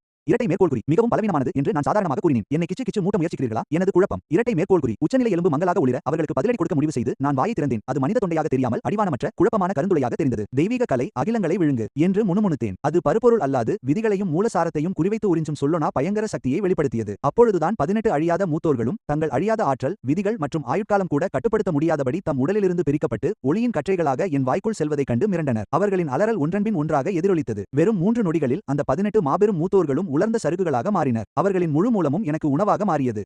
திருப்தியுடன் ஏப்பம் விட்ட நான் முற்றிலும் செயலிழந்த ஜங்காங் ஐ பார்த்து சட்டென்று அவன் முன் தோன்றி கழுத்தை பிடித்து தரையிலிருந்து தூக்கினேன். தைக்கு தெய்வீக மலைகளின் கருவூலம் எங்கே? எனக்கு அவசரம் என்று அதட்டினேன். தன் 10,000 ஆண்டு வாழ்நாளில் இது போன்ற ஒரு பயங்கரமான அரக்கனை பார்த்திராத அவன் நடுங்கிப் போய் தான் யார் என்று தடுமாற்றத்துடன் வினவினான். கீழ் உலகம் உன்னை போன்றவனை உருவாக்கவே முடியாது என்றான். நீண்ட காலமாக அமைதியாக இருந்த என் மனதிலிருந்த அமைப்பு எதிர்பாராத ஒரு இயந்திர ஒளியை எழுப்பியபோது என் முகத்தில் ஒரு விசித்திரமான புன்னகை அரும்பியது. டிங். ஆற்றல் சேமிப்பு நிறைவடைந்தது. முதன்மை தரவுத்தளம் திறக்கப்பட்டது. 9 வானங்களின் அழியாத உலகத்திற்கு வெற்றிகரமாக திரும்பி வந்தமைக்கு ஹோஸ்டுக்கு வாழ்த்துகள். முற்பிறவி நினைவக தொகுதியை ஏற்றுகிறது. ஏற்றுதல் வெற்றி பெற்றது. மீண்டும் வருக. வானத்தை விழுங்கும் அரக்கமேதையே. ஒரு பெரும் பண்டைய நினைவுகளின் வெள்ளம் என் மனதின் முத்திரைகளை உடைத்துக் கொண்டு உள்ளே பாய்ந்தது. 1,00,000 ஆண்டுகளுக்கு முன்பு இதே உலகில் ரத்தத்தில் நனைந்து வானத்தை விழுங்கும் அரக்க கிரீடத்தை அணிந்து 9 அழியாத பேரரசர்களின் முற்றுகையை நான் தனித்து எதிர்த்தது எனக்கு நினைவுக்கு வந்தது. இறப்பதற்கு சற்று முன் நான் உயிர் பிழைத்தால் இந்த வானங்களின் அனைத்து தெய்வங்களையும் புத்தர்களையும் புதைப்பதாக ரத்த உறுதிமொழி எடுத்தேன். இந்த கையாப்படும் வானூர் கொள்ளை முறை ஹெவன்லி டெஸ்டினி பிளண்டர் சிஸ்டம் என்பது என் ஆன்மாவின் கடைசி துளியையும் அரக்க கிரீடத்தின் ஆவியையும் இணைத்து நான் உருவாக்கிய பழிவாங்கும் திட்டமே. அமைப்பின் அனைத்து பணிகளும் விதியை கொள்ளையடித்ததும் அடிப்படையில் என் பழைய சக்தியை மீட்கும் ஒரு வழிமுறையே. நிலைமை இதுதானா என்று முணுமுணுத்தேன். என் கண்களில் இருந்த ஊதா நிறம் மறைந்து ஆழ்ந்த பண்டைய ஆழமும் இன்னும் தூய்மையான இருண்ட அரக்கத்தன்மையும் வந்து சேர்ந்தன. கீசோங் காங்கை ஒரு பூச்சியாக பார்த்தேன். நான் யார் என்பதை அறிய உனக்கு தகுதி இல்லை, ஆனால் என்னை உன் முன்னோன் என்று நீ அழைக்கலாம். சாதாரணமாக அவன் கழுத்தை முறித்து அவனது அழியாத சாரத்தை விழுங்கிவிட்டு மலையுச்சியில் இருந்த பொற்கோபுரத்தை நோக்கி திரும்பினேன். ருக்ஸ் மிங்காவோ என்று உரக்க கட்டளையிட்டேன். இன்றிலிருந்து தைக்கு தெய்வீக மலை இனி வானத்தை விழுங்கும் அரக்க நீதிமன்றம் என்று அழைக்கப்படும். மேல் உலகின் 3000 தாவோ மாநிலங்களில் பணிந்து நடப்போர் வாழ்வர், எதிர்த்து நிற்போர் அழிவர். அனைத்து தெய்வீக கன்னியரையும் சிறைப்பிடித்து அந்த புறத்தை நிரப்புங்கள், ஒவ்வொரு கஜானாவையும் சூறையாடுங்கள். 3 நாட்களில் அந்த மலையை மையமாக வைத்து அருகிலுள்ள 800 தாவோ மாநிலங்களை நான் வென்றேன். உண்மையான தேவர்களும் நாய்களைப் போல நடத்தப்படும். தேவாதி தேவர்கள் உலாவும் இந்த மேல் உலகில் சமமான போர்கள் இல்லை. ஒருதலைப்பட்சமான படுகொலைகளும் கொள்ளைகளும் மட்டுமே இருந்தன. என்னை போன்ற ஒரு உச்சநிலை குவாசி சக்கரவர்த்தி சிரமப்பட்டிருக்க வேண்டும். ஆனால் எனது முற்பிறவி போர் அனுபவம், உருமாறிய குழப்ப மேலான உடல் மற்றும் வானுலகை விழுங்கும் அரக்க கலை ஆகியவற்றால்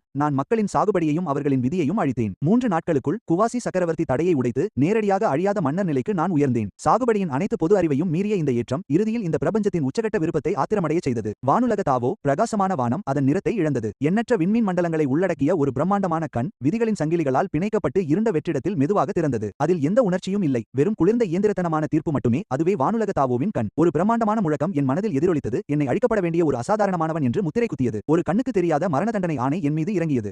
இது மின்னல் போன்ற உடல் ரீதியான தாக்குதல் அல்ல, இது வானுலக தாவோ யதார்த்தத்தை மாற்றியமைக்கும் ஒரு கருத்தியல் அழிப்பு. அந்த நொடியில் காரண காரிய விதி செயல்படத் தொடங்கியது. உலகில் என்னை பற்றிய அனைத்து பதிவுகளும் மறையத் தொடங்கின. என்னை அறிந்த அனைவரும் என் பெயரை மறக்கத் தொடங்கினர். என் உடல் கூட ஒளி ஊடுருவும் நிலைக்கு மாறியது. கர்மா நீக்கம். நன்றாக விளையாடினாய் என்று சிரித்தேன். மறையும் என் முகத்தில் சிறு பயம் கூட இல்லை. கண்ணுக்கு தெரியாத என் வலது கையை நீட்டி வெற்றிடத்தை பிடித்தேன். ஆனால் நான் அதை மறுத்தேன். வானுலகை விழுங்கும் அரக்க கலை, கருத்தியல் கொள்ளை, அமைப்பு, ஹேக் மற்றும் தர்க்கத்தை மாற்றி எழுதுதல். நீ என் இருப்பை மறுத்தால் உன்னுடைய அந்த மறுப்பையே நான் விழுங்கிவிடுவேன். ஒரு அழியாத சக்கரவர்த்தியை அழிக்கும் திறன் கொண்ட அந்த பயங்கரமான விதி பலவந்தமாக என் உடலுக்குள் இருக்கும் கருந்துளைக்குள் இழுக்கப்பட்டு முழுமையாக விழுங்கப்பட்டது. அந்த ஆணை விழுங்கப்பட்டவுடன் என் உடல் உடனடியாக மீண்டும் திடமான வடிவத்தை பெற்றது. நான் வானுலக தாவோவின் விதிகளின் ஒரு பகுதியை உட்கொண்டதால் என் ஒளி கற்பனை செய்ய முடியாத அளவிற்கு மாறியது. 3 உலகங்கள் மற்றும் 5 கூறுகளிலிருந்து முழுமையாக வெளியேறியது. வானுலக தாவோவின் கண் திகைத்து போனது. என்னை போன்ற ஒரு வைரசிற்கு எதிராக அதன் நீக்குதல் நிரல் ஏன் பயனற்றது என்பதை அதனால் புரிந்து கொள்ள முடியவில்லை. வெட்டவெளியில் ஒவ்வொரு அடியாக எடுத்து வைத்து பிரம்மாண்டமான கண்ணை நெருங்கிய நான் என்னிடம் எஞ்சியிருக்கும் தந்திரங்களை வெளிப்படுத்துமாறு சத்தமாக சிரித்தேன். ஏனென்றால் அது அவ்வாறு செய்யாவிட்டால் நான் எனது தாக்குதலை தொடங்கப் போகிறேன். சொர்க்கத்தின் தாவோ இறுதியாக கோபமடைந்தது. காரண காரியங்கள் பலிக்காததால் அது முழுமையான அழிவு சக்தியை பயன்படுத்தியது. வெட்டவெளியெங்கும் எண்ணற்ற நட்சத்திரங்கள் ஒரே நேரத்தில் எரிந்து லட்சக்கணக்கான ஆற்றல் அவதாரங்களாக மாறின. ஒவ்வொன்றும் அழியாத சக்கரவர்த்தி அளவிலான போர் வல்லமையை கொண்டிருந்தன. ஒரு முழு அண்ட சகாப்தத்தையே அழிக்கும் அளவுக்கு பயங்கரமான படை இது. இப்போதுதான் இது சுவாரஸ்யமாகிறது. எனது வெள்ளை முடி ரத்த சிவப்பாக மாற நான் விகாரமாக சிரித்தேன். ஒரு ஆக்ரோஷமான கர்ஜனையுடன் எனது நித்திய அரக்க மண்டலத்தை நான் கட்டவிழ்த்து விட்டேன். எனது உடலிலிருந்து விரிவடைந்து ஒரு பிரம்மாண்டமான கருப்பு மண்டலம் பில்லியன் கணக்கான மைல் விண்மீன் வெளியை உடனடியாக விழுங்கியது. அந்த மண்டலத்திற்குள் யதார்த்தத்தின் ஒவ்வொரு விதியையும் நான் வளைத்தேன். நீர் நெருப்பாகலாம், உயிர் மரணமாகலாம், இங்கே நானே நிகரற்ற சொர்க்கம். நான் லட்சக்கணக்கான பிரதிகளாக மாறி சொர்க்கத்தின் தாவோவின் அவதாரங்களுடன் மோதினேன். அந்த போர் மனிதர்களால் புரிந்து கொள்ள முடியாதது. அங்கு ஒவ்வொரு நொடியும் எண்ணற்ற நட்சத்திரங்கள் வெடித்தன மற்றும் பெரும் தாவோ சட்டங்கள் சரிந்தன. ஆனால் எனது உண்மையான உடல் அந்த குழப்பமான போர்க்களத்தில் ஒரு பேயை போல ஊடுருவிச் சென்றது. ஒரே இலக்கை மட்டும் மனதில் கொண்டு சொர்க்கத்தின் தாவோவின் கண்ணின் மையப்பகுதியை நோக்கி அந்த பிரம்மாண்டமான கண்விழியின் முன் ஒரு தூசி போல மிகச்சிறியதாக நான் சென்றேன்.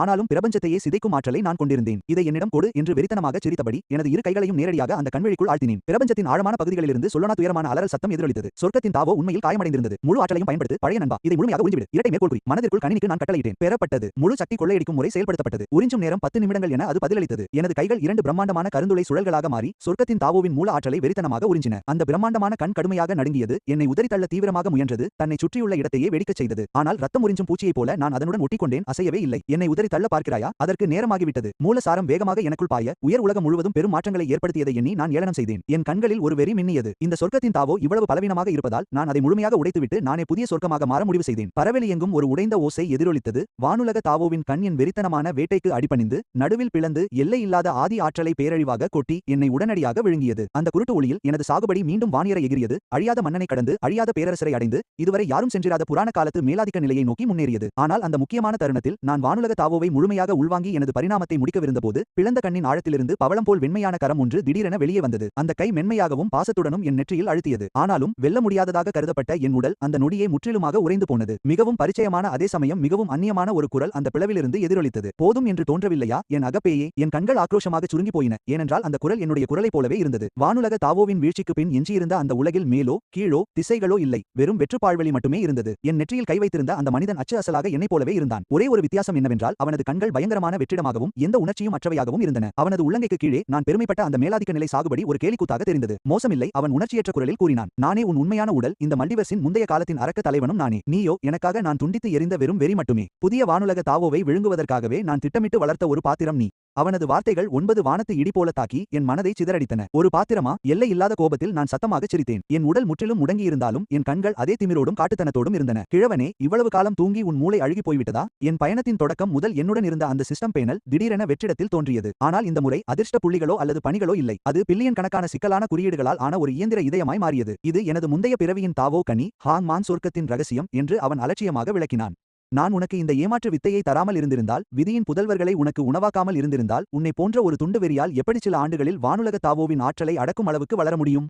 இப்போது கனி பழுத்துவிட்டது, அறுவடை செய்யும் நேரம் வந்துவிட்டது. அவனது விரல்கள் திடீரென இறுக்கமடைந்தன. திரும்பி வா, என்னுடன் ஒன்றினை, நாம் நமது உச்சத்தை அடைந்து அதைவிட மேலாக செல்வோம். அவன் வார்த்தைகள் முடிந்ததும் அந்த இயந்திர இதயம் எண்ணற்ற ஊடுருவக்கூடிய இழைகளை வெளியேற்றி என் ஆன்மாவின் ஆழத்தில் கடுமையாக துளைத்தது. இறுதி கட்டளை செயல்படுத்தப்பட்டது. புரவலனின் அனைத்து அனுமதிகளும் ரத்து செய்யப்படுகின்றன. யோடினியன் புரவலனின் ஆளுமை மற்றும் நினைவுகள் அழிக்கப்பட்டு கேயாஸ் சுப்ரீம் எலும்பு பிரித்தெடுக்கப்பட்டு ஹெவன்லி தாவோ மூலம் மாற்றப்படுகிறது. உயிரோடு சிதைக்கப்படுவதை விட 10,000 மடங்கு அதிகமான வலி எனக்குள் வெடித்தது.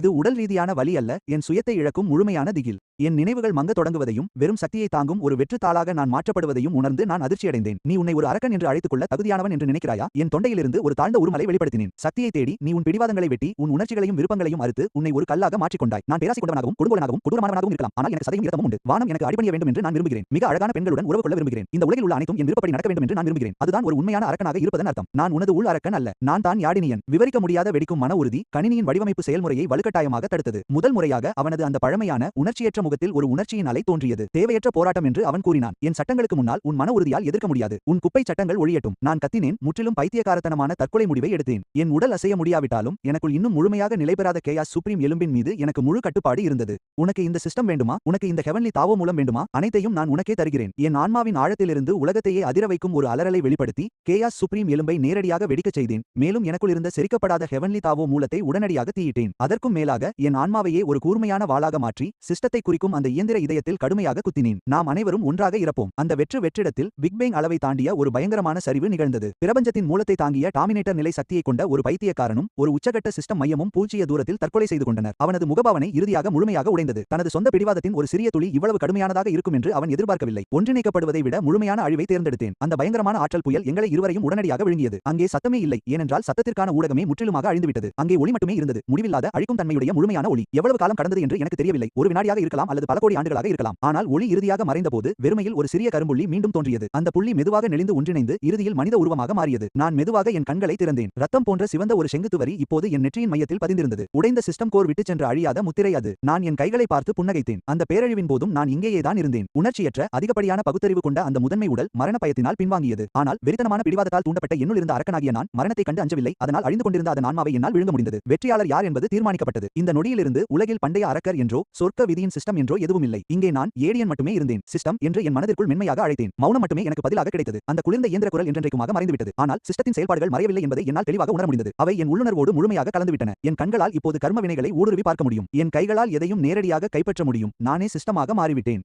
என் கையை லேசாக அசைத்து உச்சகட்ட விதிகளை கட்டுப்படுத்தி உலகின் நிலையை மாற்றினேன். காலவரிசையின் இந்த தருணத்தில் மேல் உலகின் சொர்க்கத்தை விழுங்கும் அரக்கர் நீதிமன்றம் பெரும் குழப்பத்தில் இருந்தது. சொர்க்கத்தின் வழிமுறை டாவ் சீர்குலைந்துவிட்டது. சட்டங்கள் அனைத்தும் சிதைந்துவிட்டன. வானத்தில் பிரம்மாண்டமான விரிசல்கள் தோன்றின. பல்வேறு மாநிலங்களின் பிழைத்திருந்த பிரிவுகள் தங்கள் நடவடிக்கைகளை தொடங்கின. இடிபாடுகளின் மீது நின்று வானத்தில் இருந்த பிரம்மாண்டமான கருந்துளையை பார்த்த மாவோ மிகுந்த விரக்தியில் இருந்தாள். ஏனென்றால் நான் சரியாக 300 ஆண்டுகளாக காணவில்லை. இதற்கிடையில் ரத்தம் தோய்ந்த நிலையில் சூருக்ஷு அரக்கர் நீதிமன்றத்தின் நுழைவாயிலில் நின்று கொண்டு துரோகிகளின் சடலங்கள் மீது நின்று தனது எஜமானர் வெல்ல முடியாதவர் என்று உறுதியுடன் கத்தி உள்ளே வர துணிந்த எவரையும் கொன்றுவிடுவதாக மிரட்டிக் கொண்டிருந்தாள்.